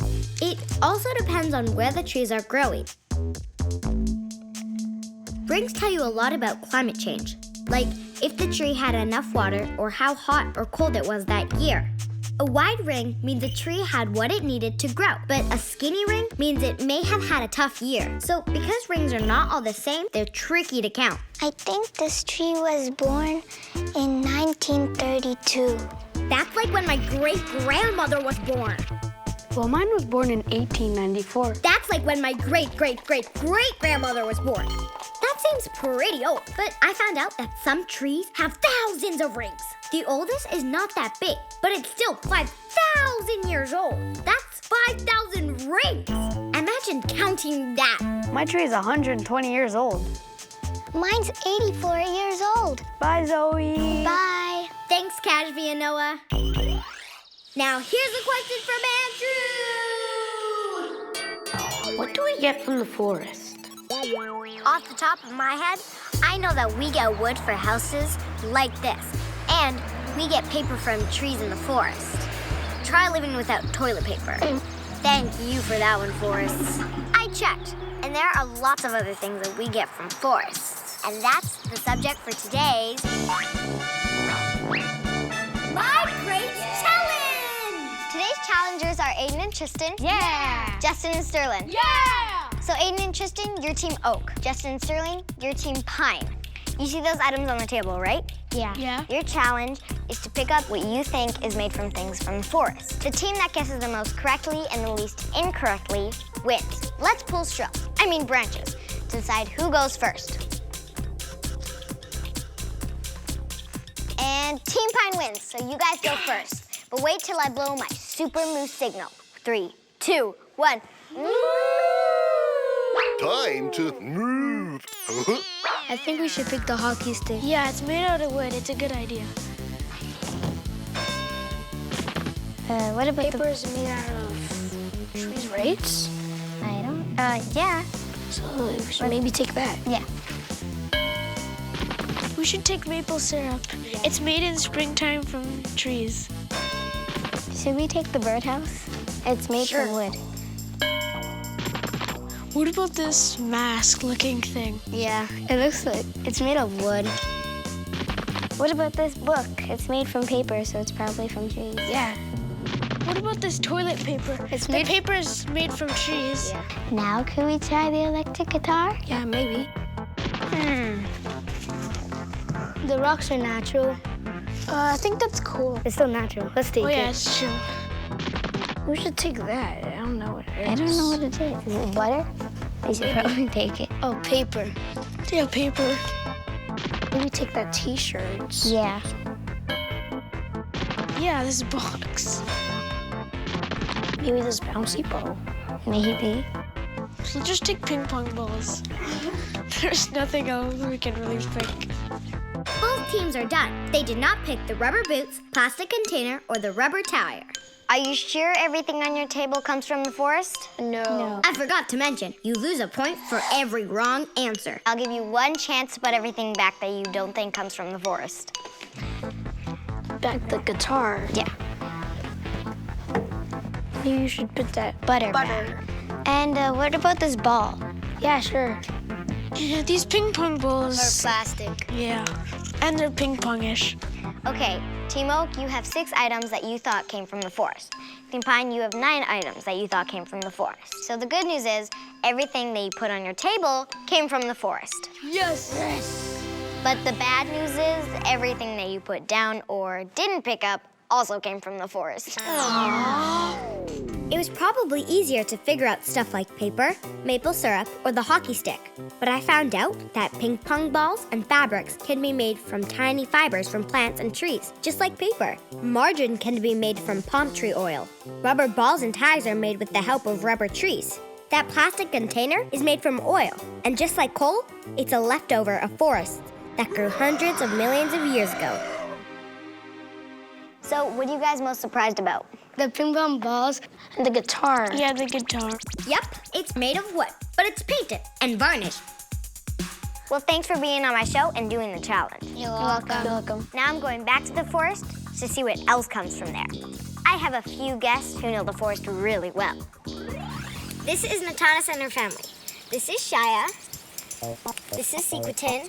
And this is Hallie, and that's Natanis. They're members of the new Chinook First Nations, and they live here in a forest on Vancouver Island. Natanis, why is nature so important to your culture? Forest was everything to us.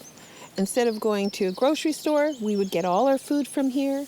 Everything that we use to stay alive, our shelter, our food, or even our clothing. And sometimes we don't even notice the smallest little things was used for everything. Say what you're sitting on, Zoe. This is called sphagamos. And sphagamos was picked, and then all the sticks were taken out and to make it really soft, and they were used as diapers. Wow. It was the very first disposable diaper, and it was actually good for the environment. Shia brought you a basket. Wow, it's so beautiful, thank you. I can't believe it's made of the forest. I'm so excited. This is a salmon. Salmon berry. Wow, that tastes delicious. This is an indigenous blackberry. It's like a little vine that grows. And the young girls used to like taking it here, and you would make a little hair ornament, and the girls would wear it and decorate their hair. You'd spend all day out here, and you'd be singing songs, and you'd be singing to the trees, and you'll also be letting the bears know that I'm here. We're out in the middle of the woods looking for plants and berries, so we have to sing a song to let the bears know that we're here.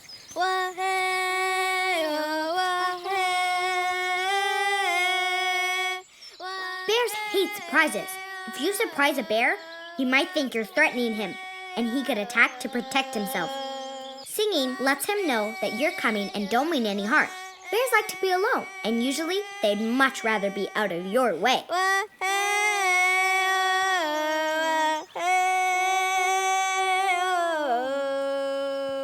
All around us, right in this one little area, we have all different kinds of medicine and food.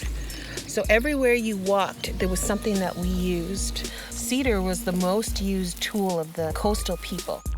Huge canoes would be made out of this, and they would be pounded into very fine fiber, and they would be made into clothes. I never thought that you can use so much things in the forest. Thanks for being on my show. You're welcome, Zoe. I think we're getting closer to answering if we need forests. Animals for sure need forests. And we need a lot of stuff we get from forests. But are they good for anything else? I think I have time for a couple more questions. How do forest fires start?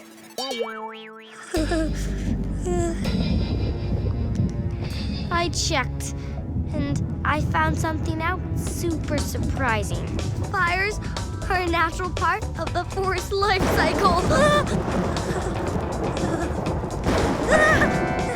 Lightning causes lots of forest fires, but experts say that can actually help trees. Forest fires are as important to the forest as the sun and the rain. Some trees, like these giant sequoias, depend on fires to reproduce. Their cones need heat to open and release their seeds. Ashes make great tree food, and more sunshine gets through, helping new bushes and trees grow a lot better. This is good for animals looking for food, but some fires can be really bad. Hey, where did everybody go? It's bad for forests when fires get out of control. Most forest fires are caused by one living creature. Can you guess which one? Nope. It's this creature, humans. When you're finished toasting your marshmallow, make sure the campfire is out. Here's a question from Pierce. Does the weather change because of forests? I did a little research, and to answer that question, I've made an animation. Forests affect the weather and climate in a lot of ways. First, they draw a gas called carbon dioxide out of the atmosphere. Carbon dioxide is a greenhouse gas that heats up the atmosphere. So having forests help keep the Earth's temperature from getting super hot. And forests create shade, keeping things cool beneath their leaves. Their root systems absorb water, which helps prevent flooding. Cool. Without trees to soak up water, rivers could flood more easily and deserts could spread because the water runs away instead of being stored in the trees. Don't you breathe easier knowing that forests are taking care of us? Hey, that gives me an idea for...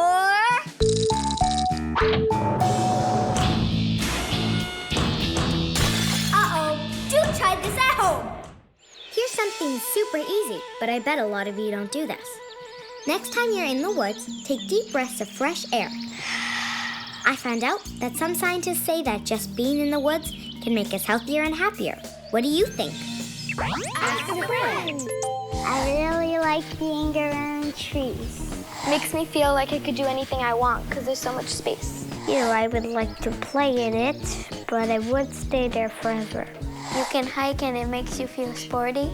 I like a lot of things about the forest. There are a lot of relaxing noise in the forest. Of like birds, water. It relaxes you. I like climbing trees. I feel happy, excited, and alive. So if you're ever camping or in the park with lots of trees, try it out. Listen to the sounds of the birds and the wind in the leaves. Take a deep breath of freshly made oxygen and smell the soil in the plants. It just might make you feel better and healthier. And that takes us back to the question that started it all.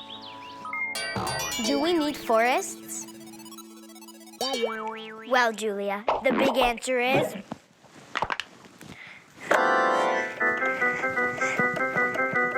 yes. And I wrote a song inspired by your question. The forests are a swinging place for monkeys, moose, and bats. Bears, raccoons, wolves, and weasels, it's their habitat. Tigers, bugs, gorillas, snakes, orangutans, and bees. The world looks different when you see the forest for the trees. Wood for houses and for warmth, chairs and piano keys. Toilet paper, cardboard boxes, and tissue when we sneeze. Achoo! Medicine and furniture and oxygen to breathe. The world looks different when you see the forest for the trees. That's my show for today. See you next time for more Finding Stuff Out. I think I'll hug a tree. Ow, you're prickly. Maybe I'd be better off hugging a moose. Moo! Moo!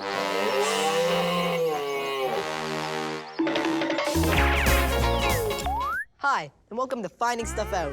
I've been thinking about this globe lately because of a question from Kobe. Why is the world so important? Yeah, why is the world so important? Couldn't we and all the other creatures on Earth just get in a spaceship and go to another planet? Or a space station? Or something? I don't know if the Earth is really important, but by the end of the episode, I'll find out. Here's a question from Marion. Why do polar bears don't live here? Before I answer your question, Marion, I did some research, and here's a song that kind of sums it all up.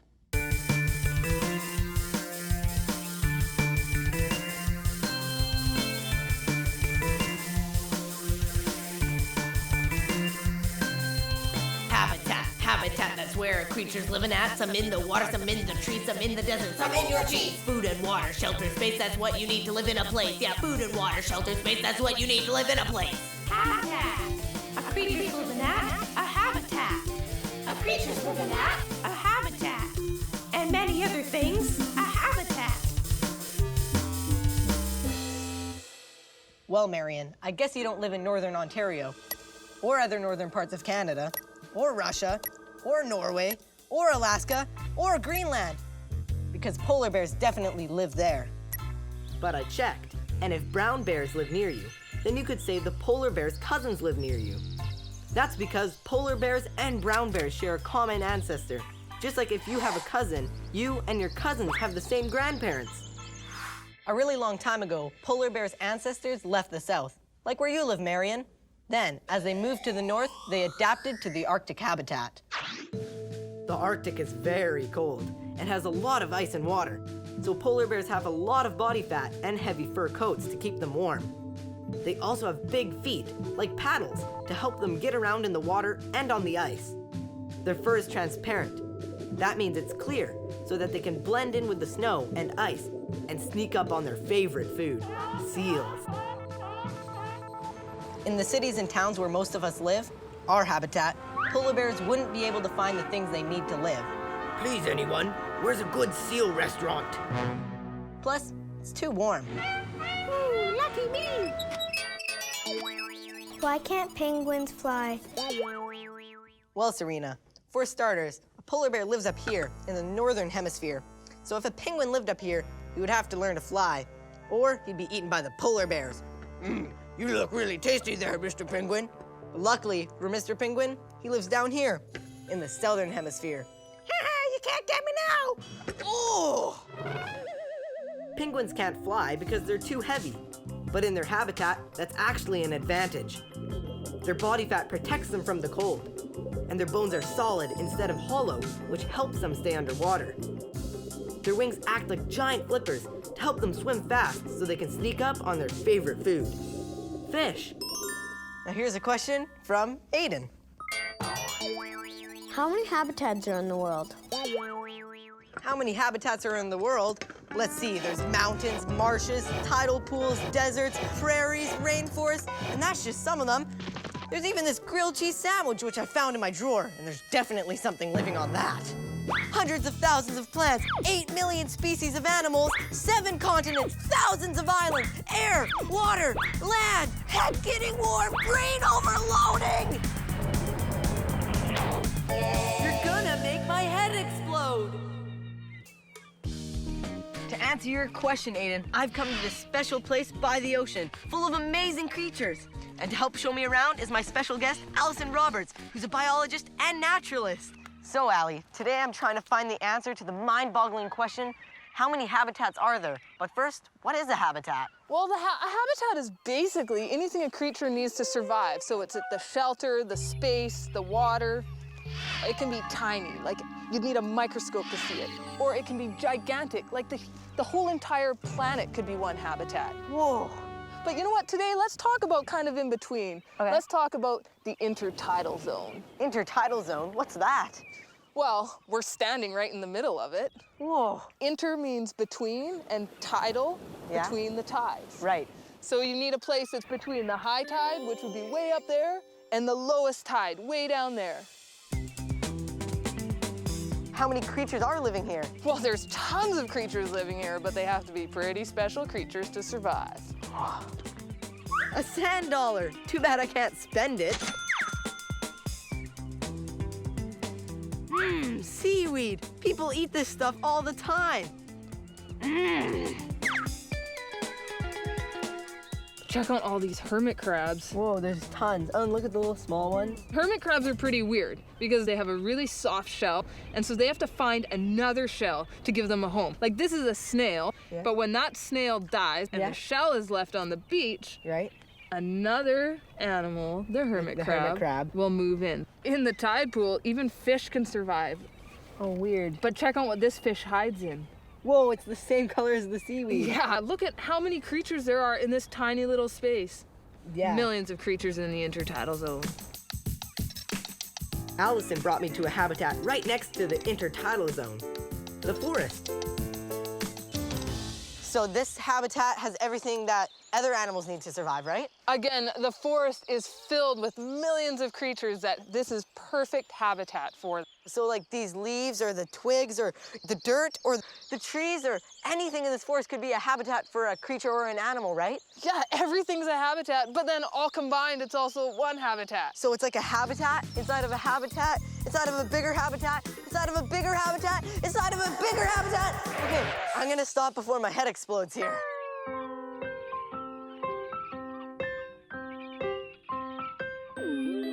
Whoa, look at the shell. I should take it home.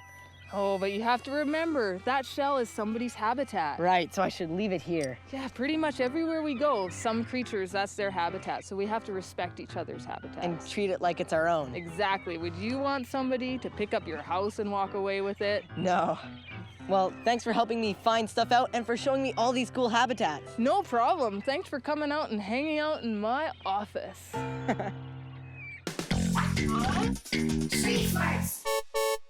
Now I'm here with these guys to ask them if they could be any animal in any habitat, what would it be? Fish in the ocean. Cat in the volcano. A shark in the ocean. Lice in somebody's hair. A rabbit in the forest. A snake on a beehive. A pterodactyl living in a tree. Whoa! What does it look like? And I personally would be a copycat, living in a photocopier, because then I can photocopy everybody's photocopies. That was a good one. Some habitats can be very challenging, so today I'm making some challenging environments in My Great Challenge! Welcome to My Great Challenge. Today, my great challengers are Kaylee, Nico, Jeremy, and Alana. So you two will be Team Polar Bear and you two will be Team Zebra. Have you ever gone to the Arctic? No. Well, today you're going on a trip there, as well as to African savanna and an ocean tide pool. There are 5 spots for each habitat. You have to put a different animal on each spot in the habitat you think it belongs in. So you guys will have 2 minutes to complete this challenge. Team Zebra, you'll be first.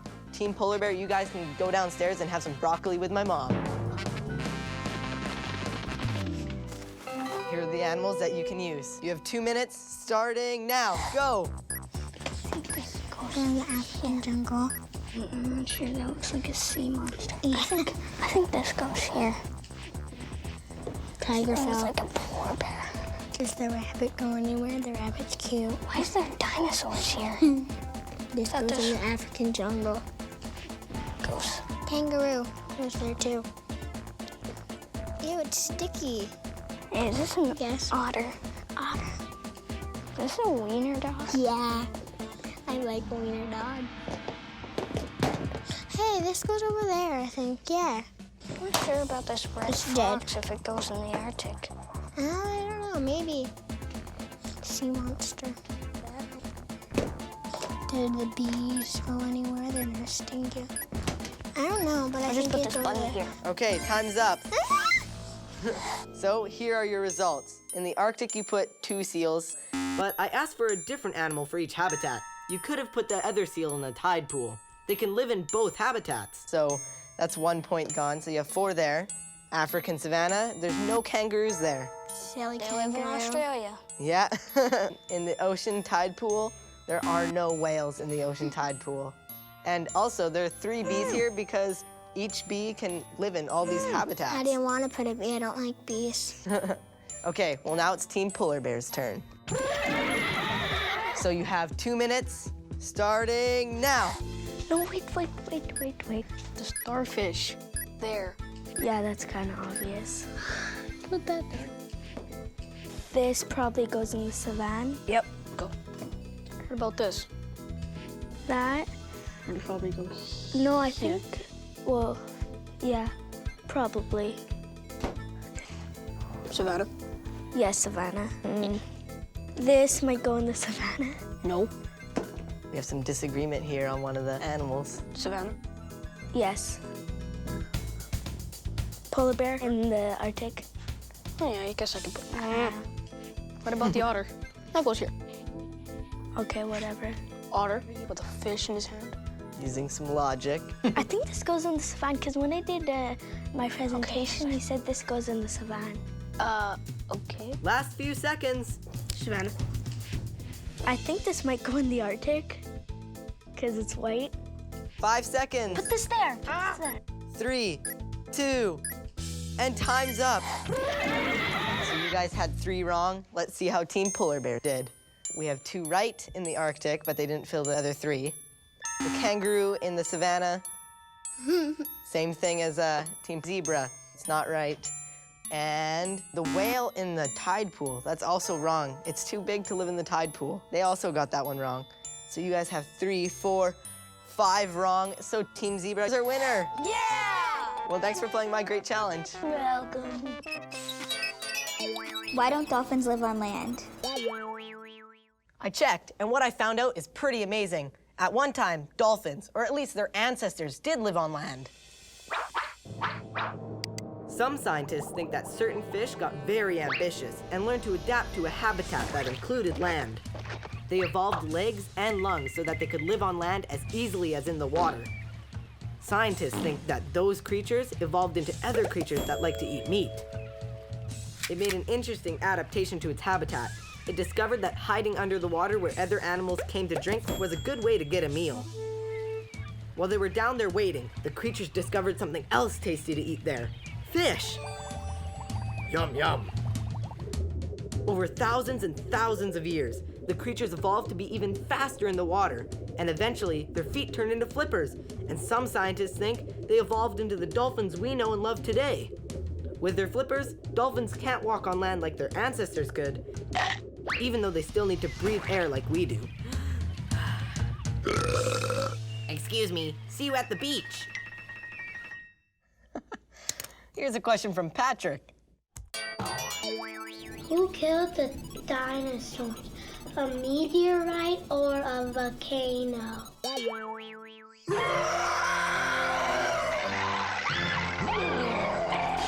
Very interesting question. One day, while they were out for a walk, Oh, this habitat is great. There's lots of room and shelter. Have you tried the vegetation? I have. It's very delicious, and the water is good too. Harold, is that your stomach rumbling? You really shouldn't eat so fast. No, it was not me. Then what is that low rumbling sound?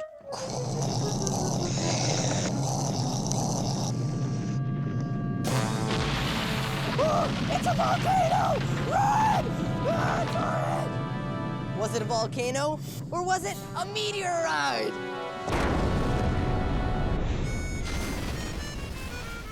To find out the answer, I've invited a special guest. He knows about extinction events and even where the dinosaurs went. Please welcome Dr. Hans Larson.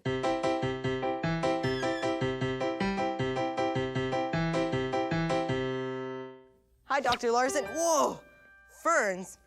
Patrick was wondering if volcanoes or meteorites killed the dinosaurs, and you brought ferns. This is getting pretty weird. A little like you.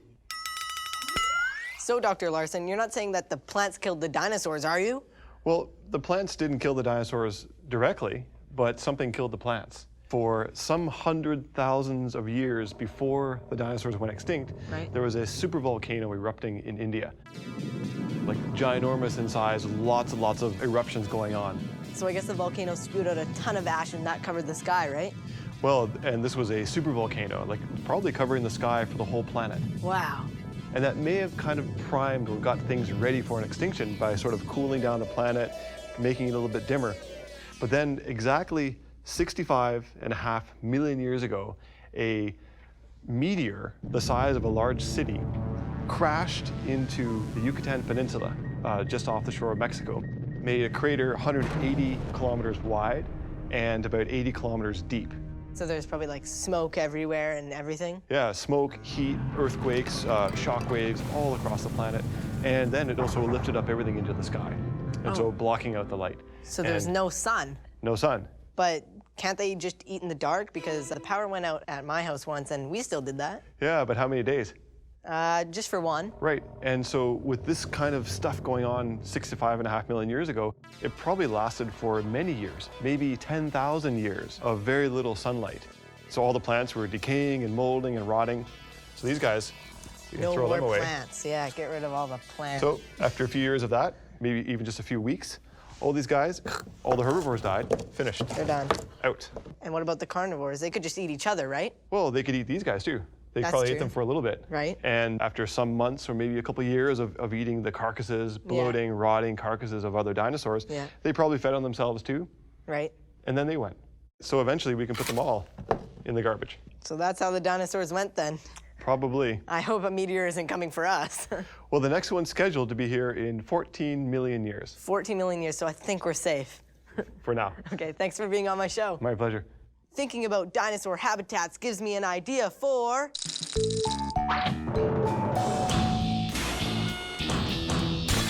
Uh-oh. Do try this at home. Hey, everybody. How you doing? Not too hot, not too cold? Enough food, shelter, water, space? Because it's time to play How's Your Habitat? Today, your challenge is to figure out what we humans need in our habitat to survive. So let's get right to it. Here's your first clue.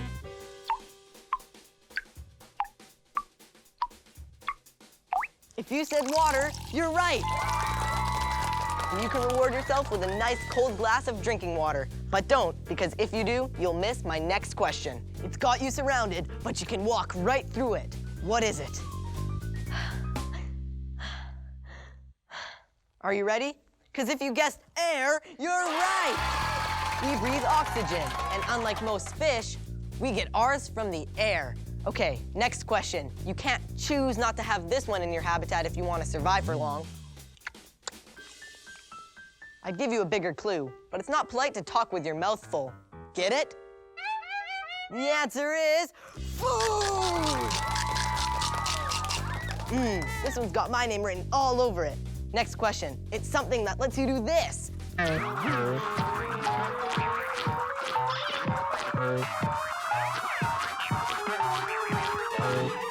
you guessed having itchy powder in your pants, you're wrong. Although itchy powder would make you flap around like that. But nobody needs itchy powder in their habitat. If you can do what I just did without bashing into anyone, you've got space! Okay, last question. Even if you're living under a rock, you have this. And no, I don't mean 6 legs. Unless you're a beetle, then you do need them. I'm talking about shelter! Yeah! That's a roof over your head. A place that keeps the wind, rain, and snow off of you and keeps you from getting too hot or too cold. And now, here's a question from Rivian. Why do people pollute the earth when it isn't good for the earth? Well, Rivian, your question takes me to... the Flat Earth Corner! Step right up, folks. Take everything you need. Why, this world is so big, we can't possibly use everything up. And don't worry about the forest. There's so much land out there, the animals can find someplace else to live. Chocolate! Bye, bye, bye! Bye-bye.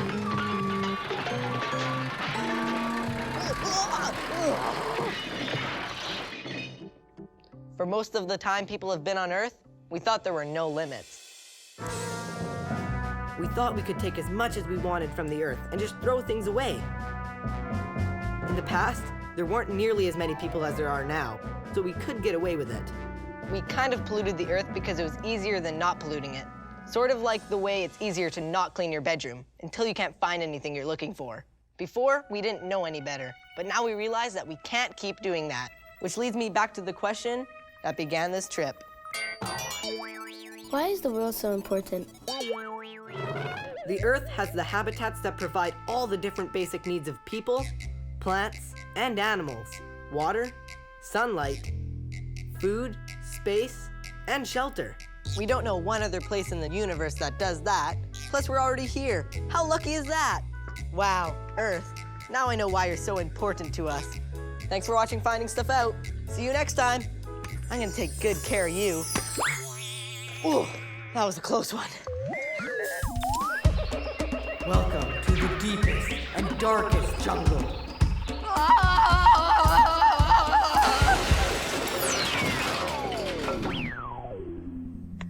Welcome to Finding Stuff Out, the show where you send in your questions and I find out the answers. I hope you don't think I did that on purpose, do you? Because I kind of just lost control of that vine. I asked the plant that question because of one of your questions. Do plants think? I don't know. This plant could be thinking something about me right now. Or not. But by the end of the show, I'll find out the answer to that. And all your other questions about plants. Like... Why do flowers smell so good? Why do flowers smell good? Do you know? Maybe you're just thinking of it and just can't say it. What about your friend over here? Feed me. Did you just say feed me? That's not the answer to the question. So I did some research and made this cartoon. Flowers smell good to attract insects. They need their insects to pollinate them. That means taking the powdery stuff called pollen from one flower and moving it to the next. Flowers need pollen to make seeds to make new flowers. But guess what? There's a lot of plants competing for the insect's attention by smelling good. So not all plants attract pollinator insects by smelling nice. Instead, they smell like rotting meat. I stink. Yeah. That attracts insects like flies and beetles that prefer rotting meat to eat or lay their eggs in.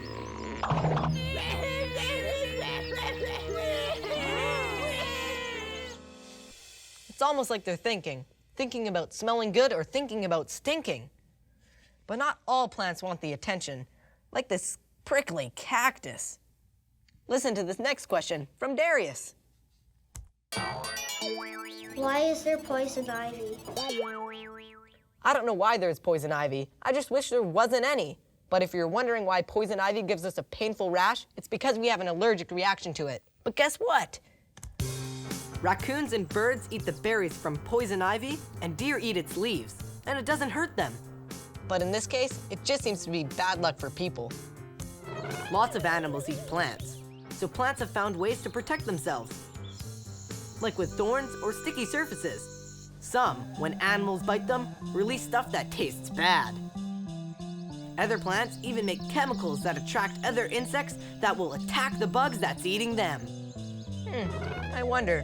Seems like plants are thinking. Anyway, some plants survive even though they're yummy, as I'm reminded by this question from Emily.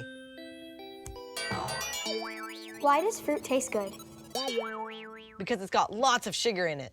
But if all those other plants learn to survive by being prickly or tasting bad or even being poisonous, then why does fruit taste so good? That won't stop anything from eating it. I checked, and here's why.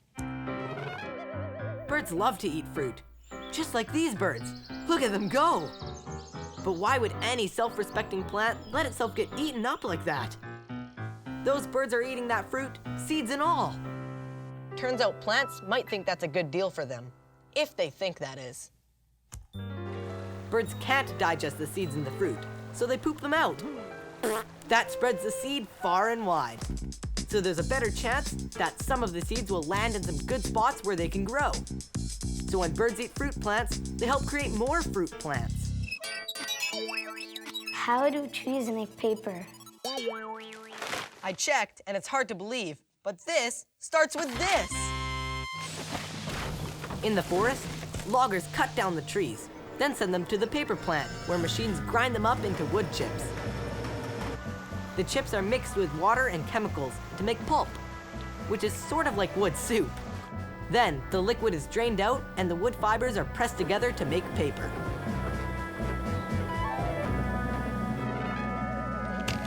It takes a whole tree to make about this many packages of paper. So that's why I reuse and recycle. Next question. How do we make clothes with cotton? To find your answer, Mateo, please welcome my special guest, Colette Simon. Hi, Harrison. Here's your answer. Hey, I don't know if this will fit, but I'll give it a try.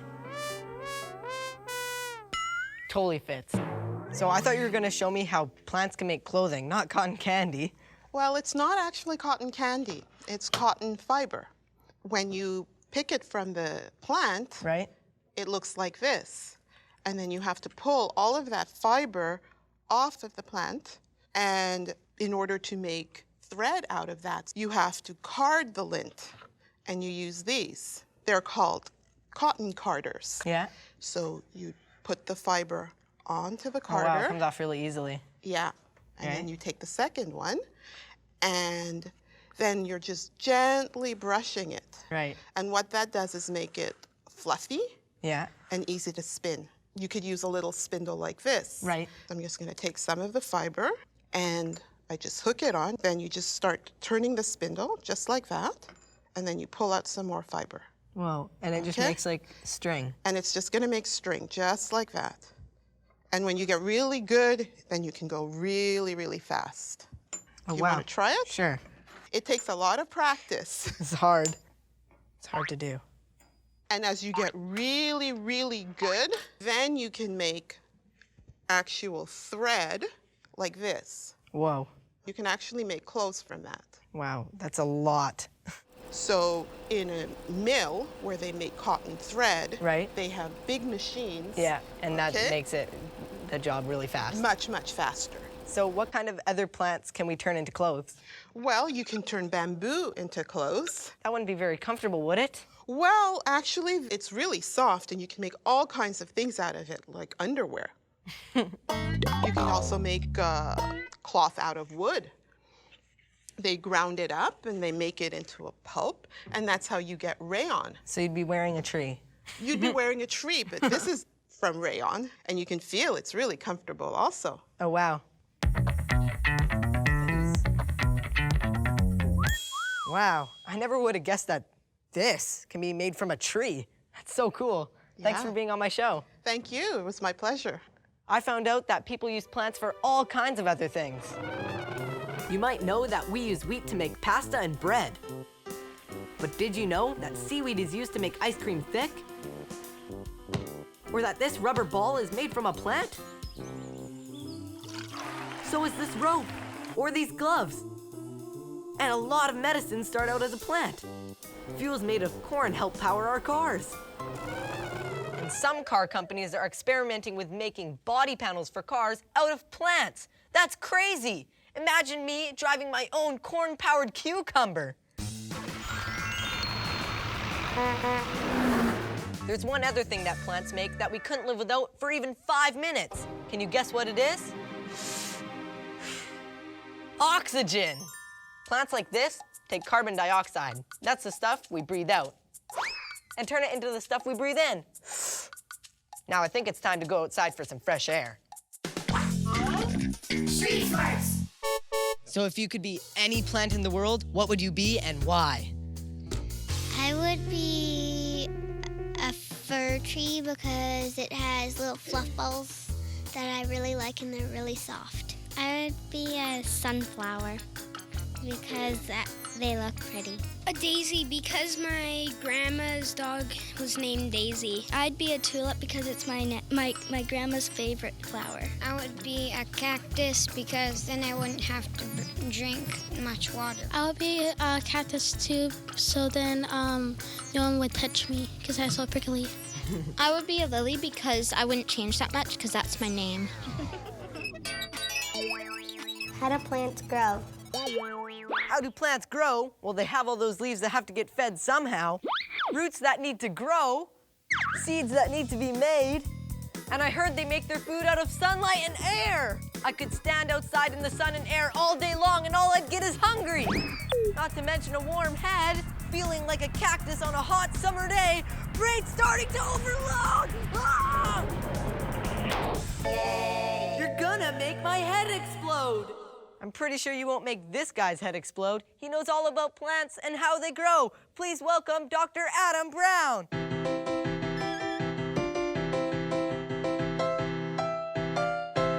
Hi, Adam. Hey, Harrison, good to see you again. I see you've brought a friend with you. Yeah, I brought a little plant with me. He doesn't speak, but he's got a lot to say. So Gwen's question has got me stumped. Good one. Get it? Yeah. So she was wondering, how do plants grow using sunlight and air? Well, you know how we need to eat food in order to grow? Well, plants also need food in order to grow. But what's interesting about plants is that they can actually make their own food using as you suggested, sunlight.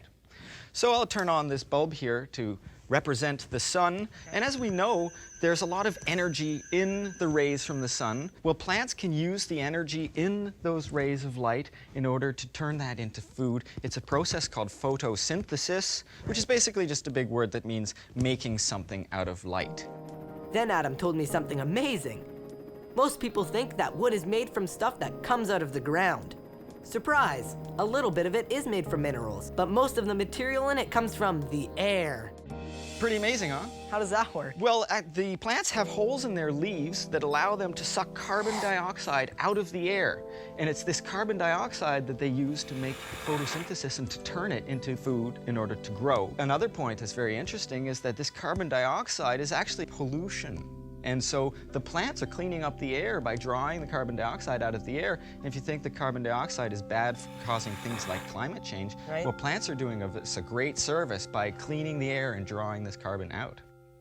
Plants must be pretty smart to have figured that out. But what about this question from Gianluca? Why do plants need water?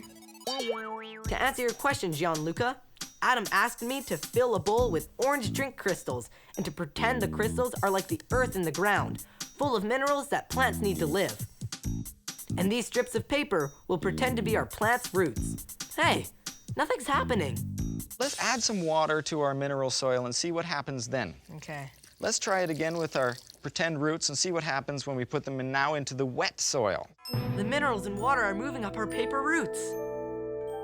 So what's happened here is that the water has helped the minerals go up, so very much like what plants do when they draw water up from the soil using their roots, so that's how they get those essential nutrients that they need as well. So if you imagine sort of a typical mature maple tree like the ones that we have around here, that there may be hundreds of liters of water moving around on the inside of that tree on any given day. That's like bathtubs full of water. It's an awful lot. Well, all this talk about plants and water has given me an idea for my great challenge! Today, my challengers are Dante. Yeah! And Santino. Yeah! Okay, so Dante, you're gonna be Team Pine. Yeah! And Santino, you're gonna be Team Maple. Yeah! Okay, so your challenge today is to be like a tree and suck up as much water as you can. I found out that trees move bathtubs full of water every day to leaves and branches. So you'll have 2 minutes to use these siphon hoses and get the water from over here where the tubs are, all the way up to the leaves and branches of the tree. And the one who moves the most water will be the winner. Sound good? Yeah. Ready? And go! Dante and Santino have to move that water up into the leaves by sucking it up and blowing it out of these hoses. A large tree has to move way more water than this every day by drawing it up out of the ground, through its roots, and moving it all the way to its leaves. Looks like Dante's ahead right now.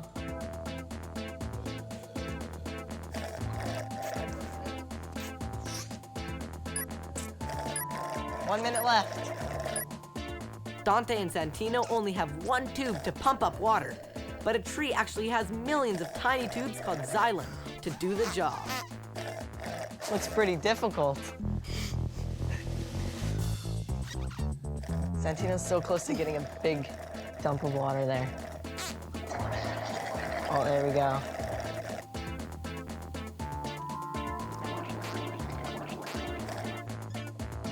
Five, 4, 3, 2, 1. Okay, stop. And it looks like the winner is Dante. Yeah! Congratulations. So both of you get a prize, though. You get to keep the hats. Yeah! Are you gonna wear them all the time? Of course, yeah. Thanks for playing My Great Challenge. Thank you. Thank you. Seeing all that water get moved around got my creative juices flowing. So I thought of something for you to do. Something tree-like.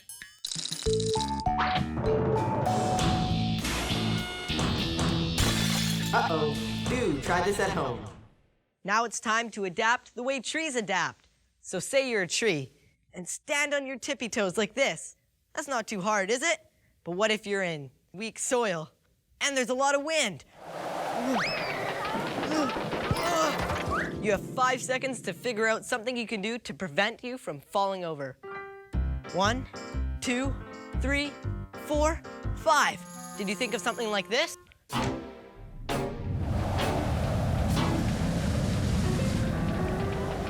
Nice wide root system. Try it. You're way more stable this way. Trees can't walk or run away from trouble, so spreading out like this is exactly what they need to do. Clever trees. So we know of plants that avoid getting eaten and plants that spread their species far and wide by being eaten. But what about the eaters? Next question. This one's from Julia. What does a fly trap look like? The Flat Earth Corner! Do you know what a fly trap looks like? Well, if you're a 19th century adventurer exploring the darkest corners of the world like me, then you know it's a man-eating plant, scarier than anything you can imagine. Ugh. Ugh. They're so big, they can eat a human in 7 minutes. And I've never seen one myself, but I've heard enough about them to know that they're as real as a Sasquatch. And those who know say it looks like, cover your eyes if you're squeamish about terrifying sights, this.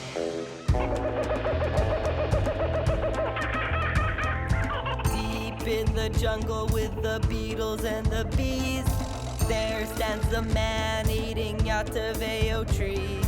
If you come across one, then you'd better heed my warning. Run away or you'll be eaten by tomorrow morning. Yataveo, Yataveo, Yataveo. Yataveo, Yataveo tree. Julia, explorers from a long time ago saw Venus flytraps, just like this one, in the wilds of North America, eating insects.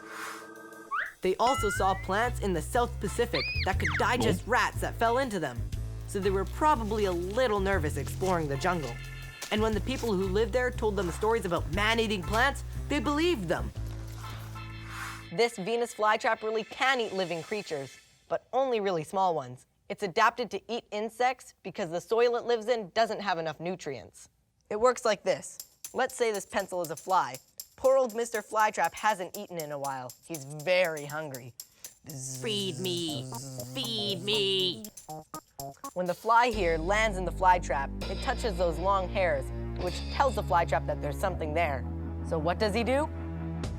He closes his leaves so he can digest his dinner.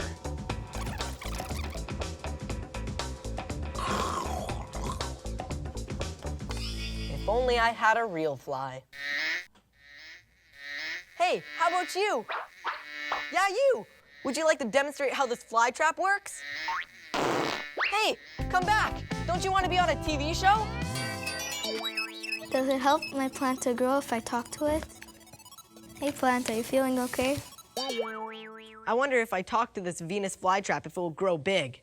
Hey there, hook eye. Wait, are you sure you want to do this with the flesh-eating plant? Yeah, maybe not. I'd rather not be eaten. Maybe I'll try something friendlier, like this orange tree. That might be safer. Then I can eat that instead of it eating me. Let's see. If I talk to you, I wonder if you'll grow. So it's like 22 centimeters right now.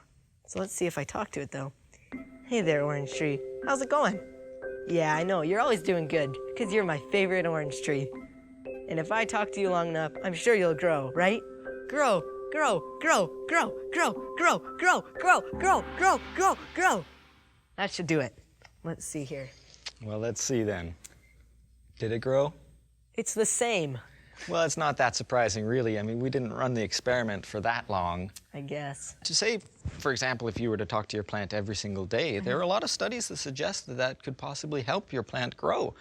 The only thing is we don't know exactly why it would help. We do know that your breath has carbon dioxide in it, and we already know that that's necessary for photosynthesis, so it could help the plant do more photosynthesis, but it could just be something related to the vibration of the air molecules from your voice. It could be perhaps you have some nice smelling breath, or that you're just a good conversationalist. Well, thanks for being on my show. It's good having a conversation with you. Yeah, it was my pleasure. Now, as for you, I wonder if I'm wasting my breath talking to you. Which brings me back to the question that got this show growing. Do plants think? The big answer is... no! Plants do react to things happening around them, but they don't have a brain. Plants can't decide to go inside when it's cold out. Ah, it's so cold and snowy outside. And they can't turn on a fan when it's hot either. And they can't run away from things that want to eat them either. Plants survive by evolving ways of coping, and they pass their genes onto their children. Plants that don't adapt die off. So even if I tell you you're the best Venus flytrap in the whole world, it might not make you grow or do anything else because you can't hear me and you don't have a brain. Too bad, because we could be really good friends. It's got my nose! Somebody help! Just kidding. Thanks for watching Finding Stuff Out.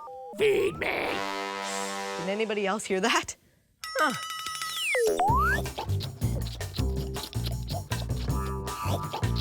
I told my mom I wanted to be a farmer, so she got me this cool ant farm. Not exactly the same, but I love watching these little ants make tunnels. But what about bigger animals on farms? I'm wondering because of this question I got from Geo. What makes an animal a good farm animal? I don't know, but I promise I'll find out by the end of the show.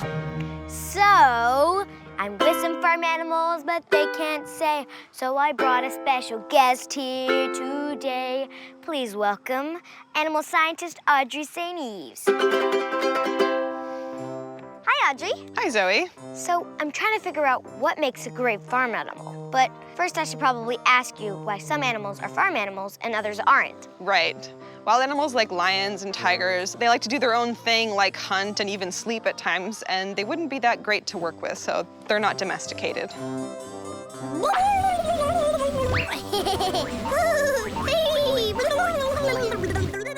What about pets? Farmers have dogs and cats, but I'm not sure they're real farm animals. Well, farms can have dogs and cats, and they mostly help out on the farm, but they don't make products that we can eat or use, like milk, eggs, or wool.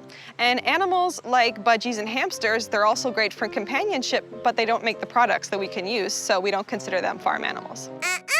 No milk, no eggs. Watch me spin. So the difference between a farm animal and a wild animal or pet is a farm animal does something useful? Exactly. So like this sheep here, sheep can produce wool, milk, and even meat. So all around, they're a really good farm animal to have. Cool. Nice sheep. Thanks for answering my big question. You're welcome. That was easy. Show's over, folks. Just kidding. I found out what a farm animal is, but I didn't find out what makes a great one. Hey, Mr. Sheep, what makes you so great? Right, you can't tell me either because I don't speak sheep. Let's take a question from Massimo. How do farm animals react to people touching them? Cute donkey. Can I touch him? Actually, farm animals are used to working with people every day, so this guy'd probably really like to be pet. It's a way to interact with them, and it's a way to show that you care for them. Yeah, I definitely wouldn't want to do that with a lion. That's definitely not a good idea. So cute. Come on out, chickens.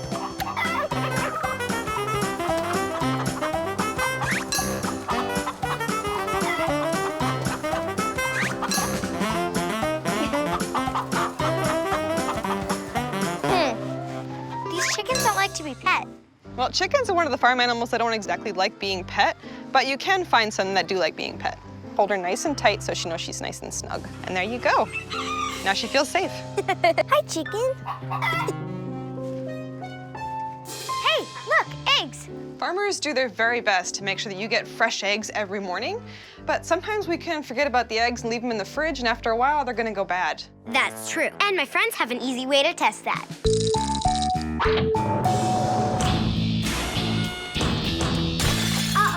Do try this at home. To test if your egg is fresh or not, all you need is a big glass of cold water. Let's put a fresh egg in. It sinks right to the bottom. This egg has been sitting out for a couple of weeks. Let's see what happens. It floats right to the top and it's gotten bad. And that's how you know it's not good to eat. Eggshells look hard, but they actually have tiny holes that let gas come out. When an egg starts to go rotten, the inside breaks apart and more gases come out. When enough gas passes through the shell, the egg gets lighter and it floats in water. But don't break a rotten egg. It smells really bad. Really bad. Ew. Thanks, guys.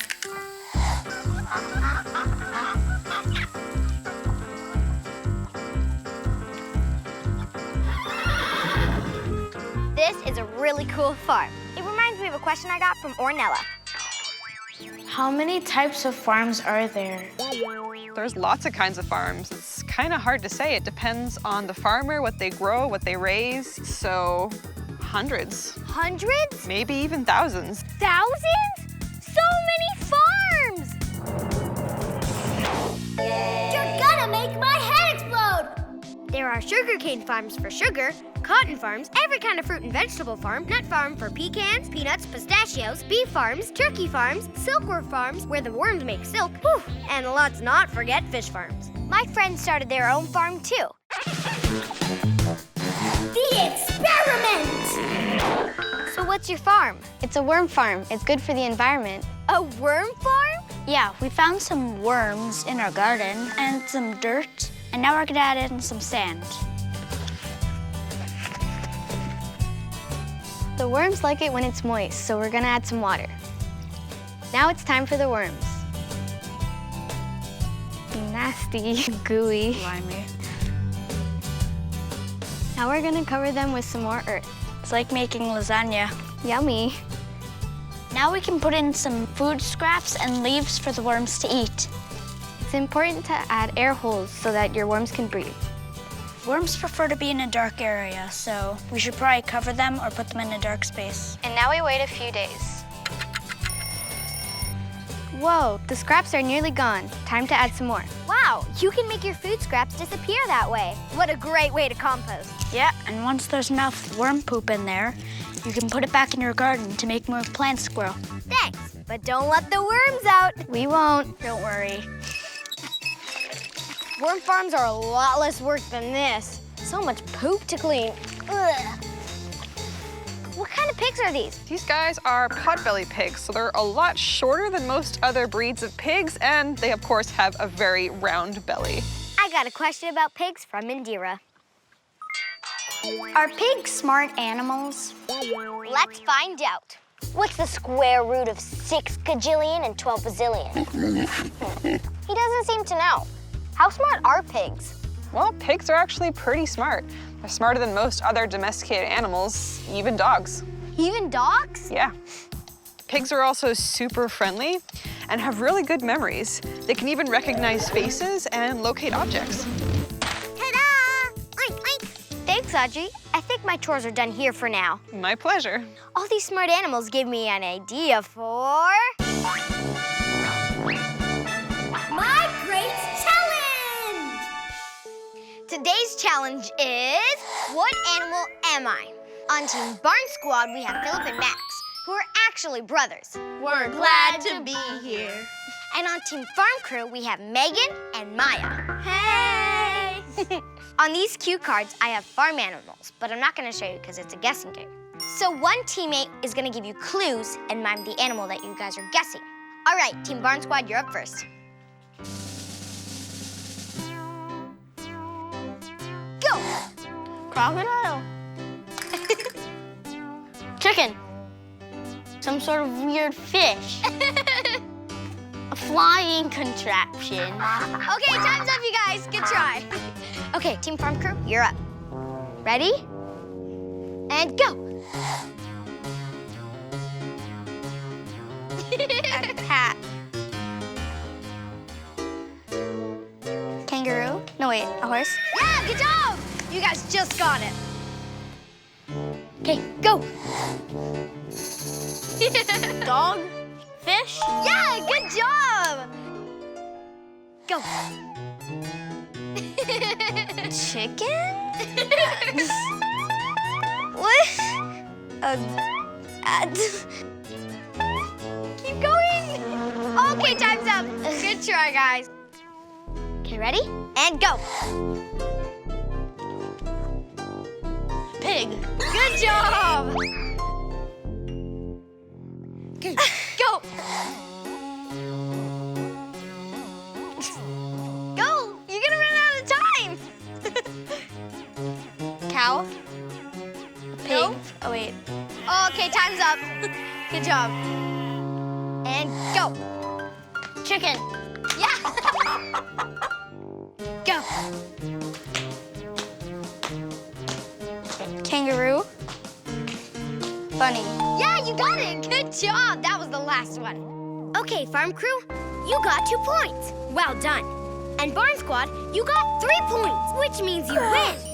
Brotherhood. I wonder what kind of animals my friends would like to be. Ask a friend. I would probably choose to be a sheep because I would be so cozy and warm all the time, and I wouldn't need to get dressed. I would be a chick because they're small and fuzzy. I would like to be a pig because you get to roll in mud all day and be dirty. I would be a pig because I love bacon and I would eat myself. I would be a horse because I'm the only animal on the farm that actually gets to wear shoes. I would like to be a hen because I would like to lay an egg. A piggy, because they're really stinky and I like stinky smells. I hope I'd have a friendly farmer that would take care of me. Someone who knows that even though I'm not human, I'm smart. Flat Earth Corner! Your Honor, Polly Piglet is accused of stealing this bell from calling cow. Moo! I will prove beyond a shadow of a doubt that Polly Piglet was lounging in his pig pen at the time of the alleged incident. Exactly. Polly Piglet has never been near Farmer Bob's pasture. It's much too far to walk on those stubby little legs. Furthermore, Polly has shown in all his actions and habits that he is the most honest of creatures. Can we say the same for calling cow? Hundreds of years ago, animals accused of doing something bad actually went to court. A real court. They had a lawyer and everything. It might sound strange to us today, but it shows that people in the past actually thought of animals like, well, people. So a cow could go to court. Speaking of cows, here's a question from Alexa. How much milk can a cow produce per day? Hey, looks like I'm heading to a farm again. A dairy farm.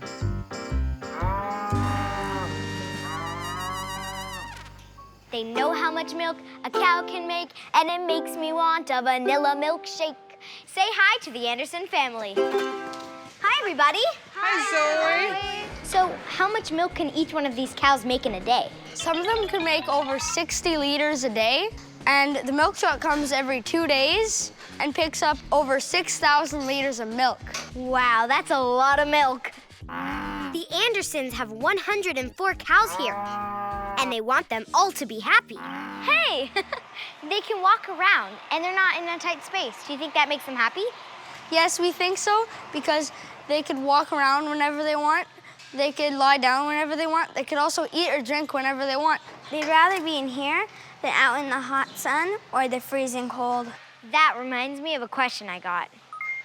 What type of technology do they have on the farm? We have lots of technology here. See the bracelets on the cow's legs?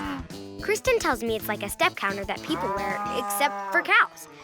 Back at the office, they monitor lots of different information on the cows.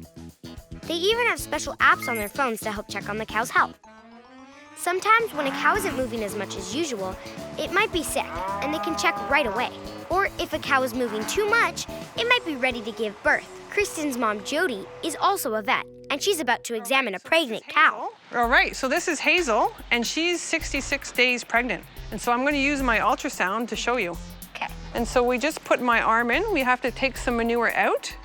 Does that hurt? No, not at all, because my arm is pretty small. Yeah. I have a glamorous job, did I tell you that? And now I put the ultrasound probe with my hand in, and then we'll see the whole body.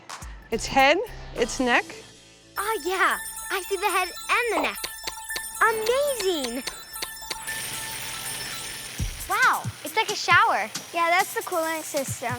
Water comes down automatically when it gets to a certain temperature, so the cows never get too hot. Are the cows getting a back scratch? Yeah, kind of. If they get itchy or flies on them, they can't scratch their back, so they come here. It's kind of like a massage. And it works automatically. That's so cool.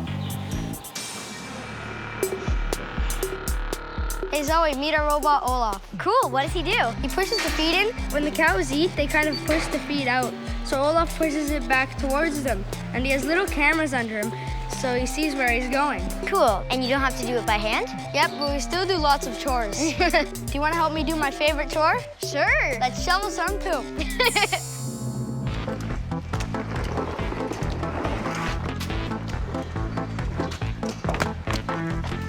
It's kind of like shoveling snow, except it's brown.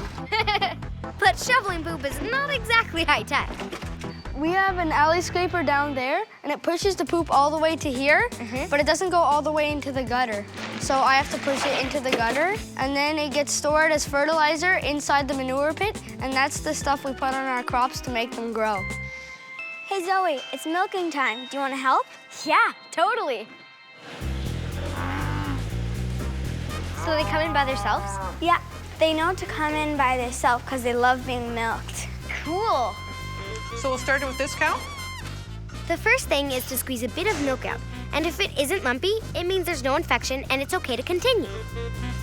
Now we need to put on the milker tubes. Does it hurt the cows? Absolutely not. It's actually like a massage and they enjoy being milked. Do you want to put your finger in and try it? Sure. Put your finger in, Kristen. You feel?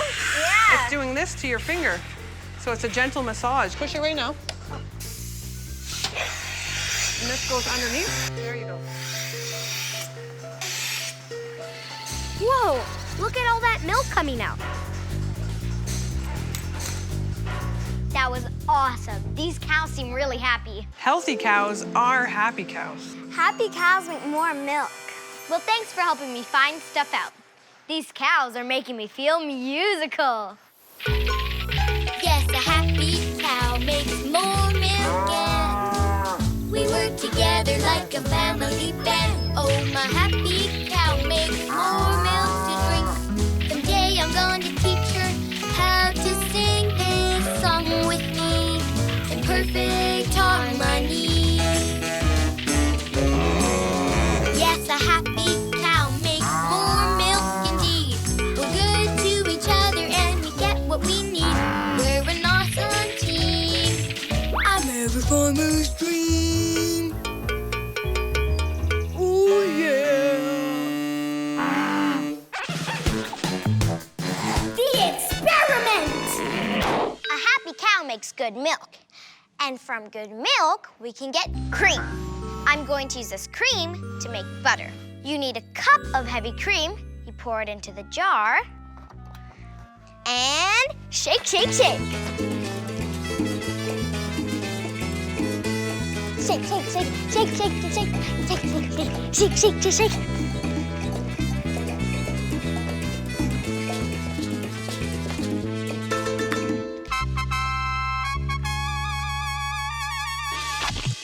And there it is, my ball of butter.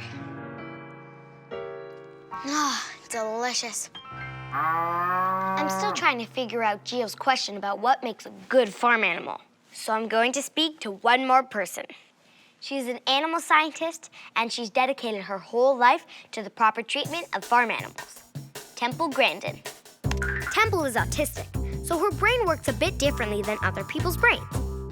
When she was a little kid, she didn't start to speak until she was almost 4 years old.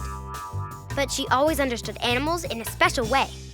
Hi, Temple. Thanks so much for agreeing to speak to me. Well, it's great to be here today. Do you love animals?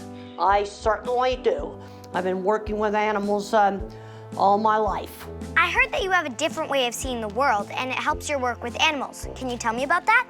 Well, I'm an extreme visual thinker. My mind thinks in images.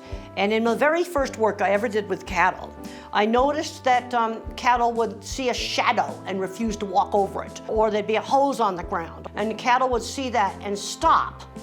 And at the time that I started my research, I didn't know that other people weren't as visual as I was. But being a visual thinker helped me in work with animals, because animals don't think in words. They're going to think in pictures. They're going to think in sounds, smells. Back in the 70s, the 80s, and the early 90s, cattle handling was really bad. The idea of handling cattle in a calm, low-stress manner, nobody thought about that. So I worked with people on improving cattle handling, and equipment I've designed is in all of the major meatpacking companies in North America. Do you think you're making cattle happier? What I'm basically doing is making cattle be a lot less fearful and less stressed. Animals can feel pain, they can feel fear. They also can be happy. I've seen cattle play, run around, jumping around, playing. And we have got to give those animals a life that's worth living. Well, thanks very much for your work, Temple. Well, thank you very, very much for having me. Now I'm ready to answer today's big question. For real this time. What makes an animal a good farm animal? Well, Gio, the big answer is... being a happy animal. I found out that when farm animals are treated well, they're healthier and happier. And that means they give us lots of the good stuff that helps us survive. Chickens lay more eggs, cows give more milk, and it makes them good farm animals. If we take care of the animals will take care of us. So good. Thanks, cows. Thanks, farmers. Do you guys want a bite? See you next time for more Finding Stuff Out. Yes, I had the best day ever, Kiona. I aced my math test, and it was pizza day in the cafeteria. Kiona understands me because she's the smartest, The bestest, and the cutest dog in the world. Yes, you are. but I'm wondering the same thing as Leah. Do humans really understand dogs? I'm really not sure, but I'll find out by the end of the show. Maybe if I understood Kiona a little bit better, I could teach her new tricks. Roll over. No, roll over, not stay, roll. Well, I have the same question as Soham. How do you get a dog to do whatever you want? I found the perfect place to find an answer, Soham. There's a dog training camp where kids can learn how to get their dogs to do super cool tricks. I'm gonna meet Antoine and his dog Caramel, Noah and Bodie, and Cecile and Bella. Marianne, the dog trainer, will be there too. I know exactly what Kiona would say about going to camp. Camp? Roasted marshmallows? Swimming in the lake? Oh yeah! It's not that kind of camp, but it'll be just as fun. Wow. Antoine's dog knows how to sit. He gives his paw. Wow. And he lies down on command. If Kiona learned tricks like that, she'd be a superstar at the dog park. Please, no selfies. If I have to do one, I have to do 100. Woof. How do you make your dog do tricks like that? You have to build up trust with your dog. The tunnel trick is a good way to start. Let's do it, Kiona. You go through the tunnel first to show your dog. Hold out a treat and tell her to come. Okay. Thank you. Kiki, come. Come here. Come on. Come on. Good girl. Very good. So when Kiona saw me go through the tunnel, she knew it was okay for her to do it too? Yeah, you build up trust with her. Do you always use treats as rewards? Not just treats. We can also use toys because dogs love to play. Even grown-up dogs love to play. So playtime is a great reward and it builds up the friendship between you and your dog. BFFs. Playing is the best part. But how do you teach a dog to sit? I'll show you. First, you throw a treat. Then, you let her know you have another one.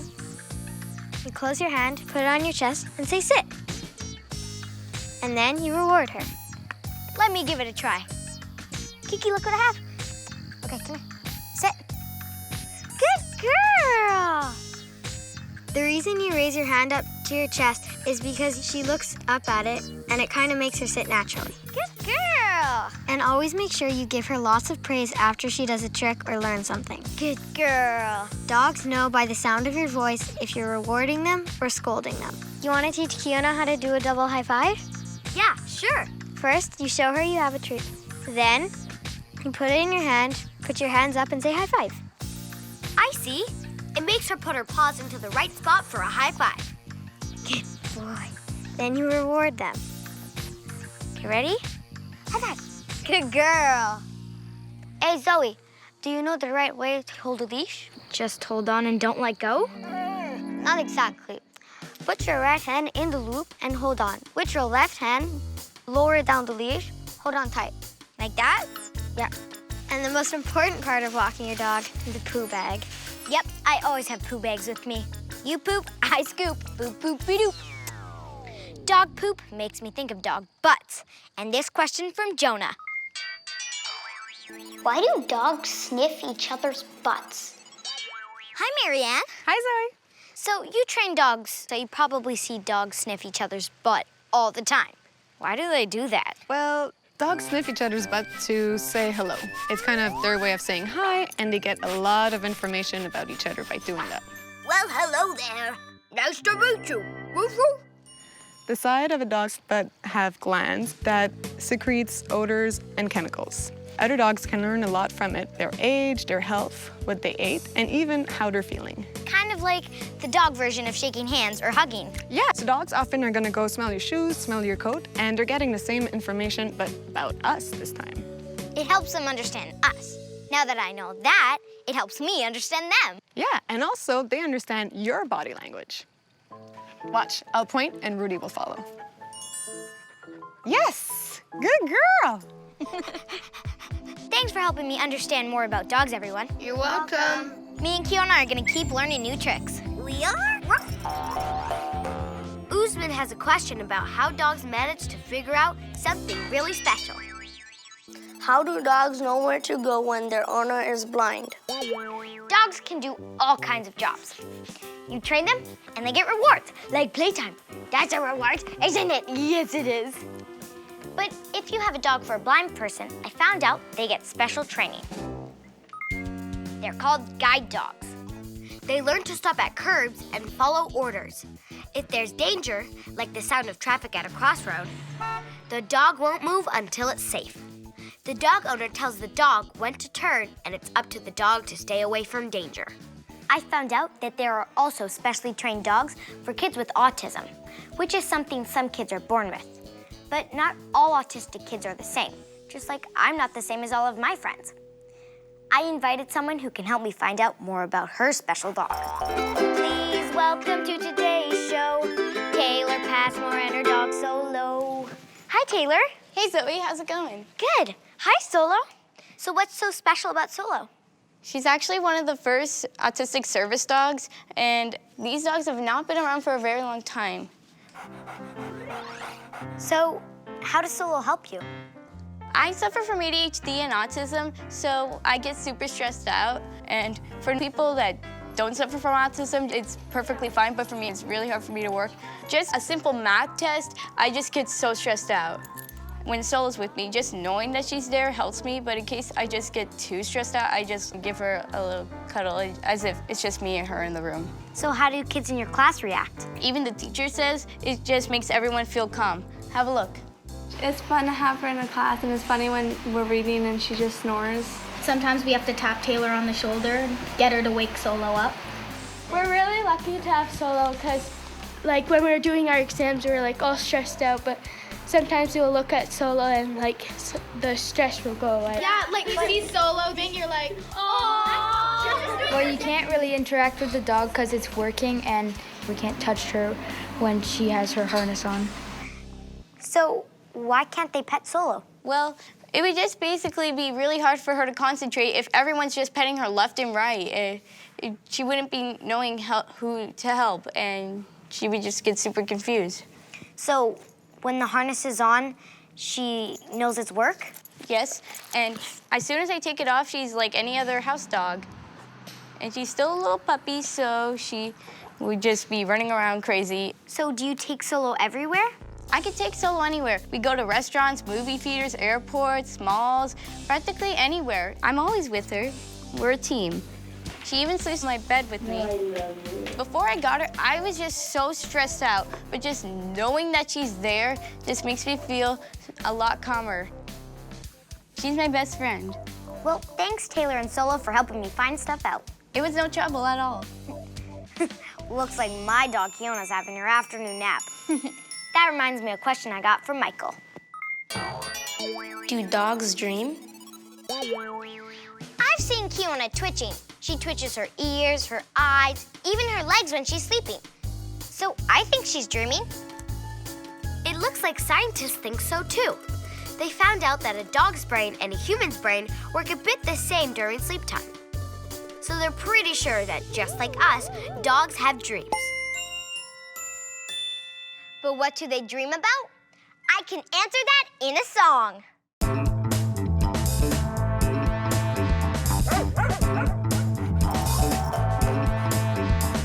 I'm dreaming dog dreams. I'm chasing the sunbeams. This is my dog dream. I'm chilling in stream. I am the boss of the town where there's lots of frisbees and squirrels and super doggy love. If you see me twitching, it's because I'm itching to play in my dream, to be the dog supreme. It's my adventure. I am the inventor of my doggy fun time zone. Give this dog a bone. I'm dreaming doggy dreams. I'm dreaming doggy dreams. I'm dreaming doggy dreams. I'm dreaming doggy dreams. Dogs probably sniff everything in their dreams. Kiona often smells things that I don't even see. How can dogs smell things we can't smell? I found out that smell is the main way dogs download information about the world around them. And their nose has about 300 million smell receptors that help them sniff things out. Hey, people only have about 6 million. Scientists think that dogs can smell 10,000 to 100,000 times better than people. What? My sense of smell times 100,000? A skunk smell would knock me out! The trash can stink would be unbelievable! Ew!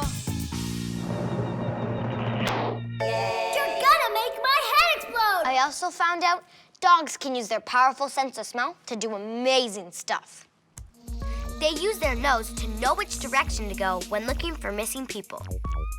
The first footprints have less smell than the next ones, so the dog knows which way the person went. They can also be trained to find people under rubble after an earthquake, and to sniff out bombs, money, and even bed bugs. And that gives me an idea for my great challenge! Today's challengers are Emma and Isla on Team Smell Hunters, woof, woof. And Usman and Audra on Team Sniff Detectives. Woof, woof. Think you can sniff things as well as dogs can? Yeah. Yes. No. Yes. No. Well, that's your challenge. You're going to take a big whiff of this box, and you have to go out and find a matching one that I've hidden and bring it back here. Ew. There you go. Okay. Ready? Set, go! I put all kinds of smelly things in those boxes. Can they remember the first one I made them sniff? It was chicken poop. I found one, come. No, this smells like nail polish. Oh, I found one. Ew, I found it. Let's see if you guys are right. Found one. Found it. Oh, you guys are right. Yes! Is this right? I don't know. No, it's this one. You guys got it. Okay. Time for the second challenge. Guess that smell. You have to smell each of the 8 boxes, and then you have to match the pictures with the boxes that you smell. Team Smell Hunters, go! Oh, it smells like coffee. It's coffee. Coffee? It's coffee. Okay. Oh, nail polish. Next one. It smells like fish. You think it's fish? Yeah, fish. Okay. Poop. Nope. Yes, poop. It's poop. Yeah, it's poop. Emma, Emma knows poop when she smells it. Lavender. Lavender? Yeah. Something gross. Cheese. Cheese? Mustard. Mustard? Mustard. Obviously mint. Okay. That smells like a mint candy, not the actual mint. Okay, now it's Sniff Detective's turn. Okay, guys, go. Chicken poop. Looks like we've got another poop smell expert. Mint. Lavender. Lavender. Okay. Nail polish remover. Nail polish remover. Exactly. Fish. Fish? Okay. Fish. What do you think it is? Mint. Obviously. Cheese. Coffee. Coffee. Yep. Mustard. Ew. Everyone could smell mustard. So, Smell Hunters, you got all of these right. And so did Sniff Detectives. But because we're counting the first round as well, the grand winner is Smell Hunters! Good job, guys! Now here's another great question. What happens if a dog with rabies bites you?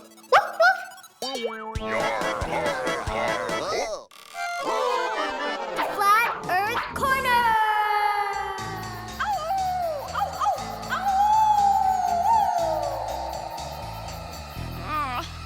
No, not again. The bite from the dog with rabies has driven me to a life of hairiness and howling.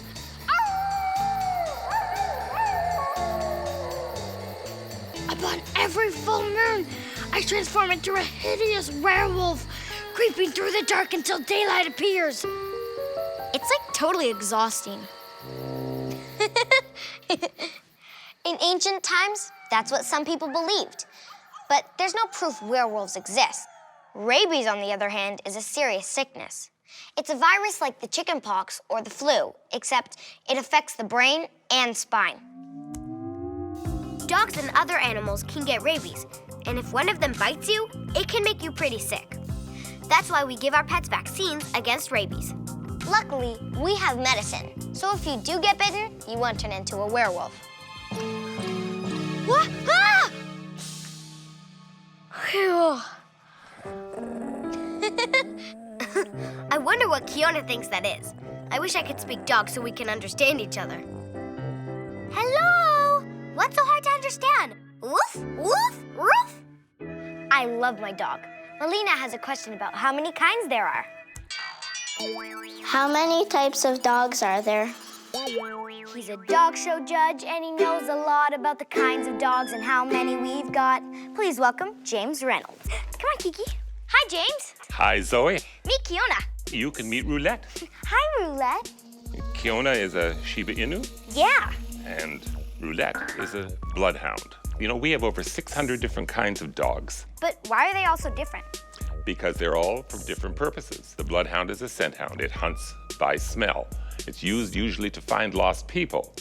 And it has other traits that help it. For instance, lift one of the legs. See how big it is? That lets her go through trees and grass trying to find the person she's looking for. Check the skin. See how loose it is? Yeah. That means she isn't going to get scraped and scratched. Her skin's going to move and let her go through. But her secret part is this part. This loose skin, the cheeks and the overbrow, and the ears, when she goes forward, it directs the scent up into the nose. And so she can find anybody. Kind of like hide and seek. A good game of hide and seek, yes. Hi, Alice and Andrew. Hi. What's your dog's name? Our dog's name is Elsie. She's a deerhound. This is one of my very favorite breeds of dogs, the Scottish Deerhound. It was bred in Scotland to hunt deer. Notice there's a lot of muscle there because what can she do with that? She can run very fast. That's right. The hindquarters are like springs. And when she runs into something lying on the ground, She jumps. She really likes playing with us, and I like playing with her because it's really fun, and she's really funny. If she hears something or smells something, like one ear will go up and she'll look around to see what's around her. Hi, Arthur. What's your dog's name? His name's Spencer. It's a Cardigan Corgi. these are dogs that were bred to actually help herd animals, cows and sheep. However, if you think about the height of a cow, And the height of this, you think, well, how does that make any sense? It makes sense because he will nip at the heels of the cow as he's chasing it. And so they will herd the cattle and move them along. He's cute, he's fluffy, and sleepy.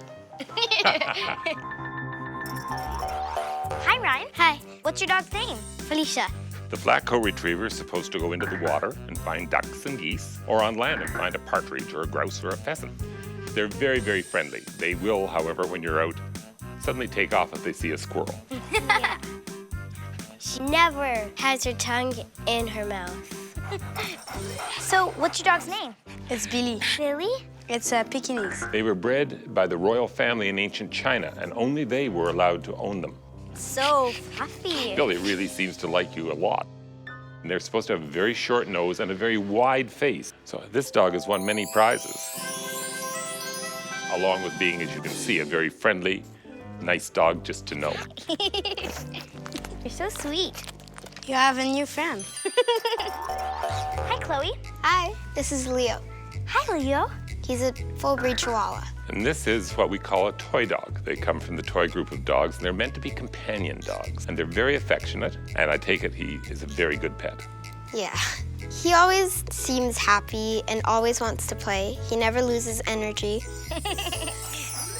And my dog Kiona is a Shiba Inu. So the Shiba is very old. It's been a breed for many thousands of years. So dogs and humans have been friends for a really long time. Probably 30,000 years since that first person went and found a wolf cub, brought it into the human group, and then it became useful to them, and it was used for hunting or for pulling things, such as in the north, pulling the dog sled, but most importantly, as a companion. Well, thanks, James, for helping me find stuff out. My pleasure. It's always good to see people having fun with dogs. Dogs are a lot of fun. I understand them a lot better now, too. Hey, that means you can answer Leah's big question. Ruff, ruff. Do humans really understand dogs? Well, Leah, the big answer is... yes, we can. Once we understand why dogs do the things they do, we can understand them a lot better. Just like they can understand us by how our voice sounds and how our shoes smell. I don't need to be able to speak dog to understand what Kiona's trying to tell me. She wants to play, don't you? Yes, you do. Yes, you do.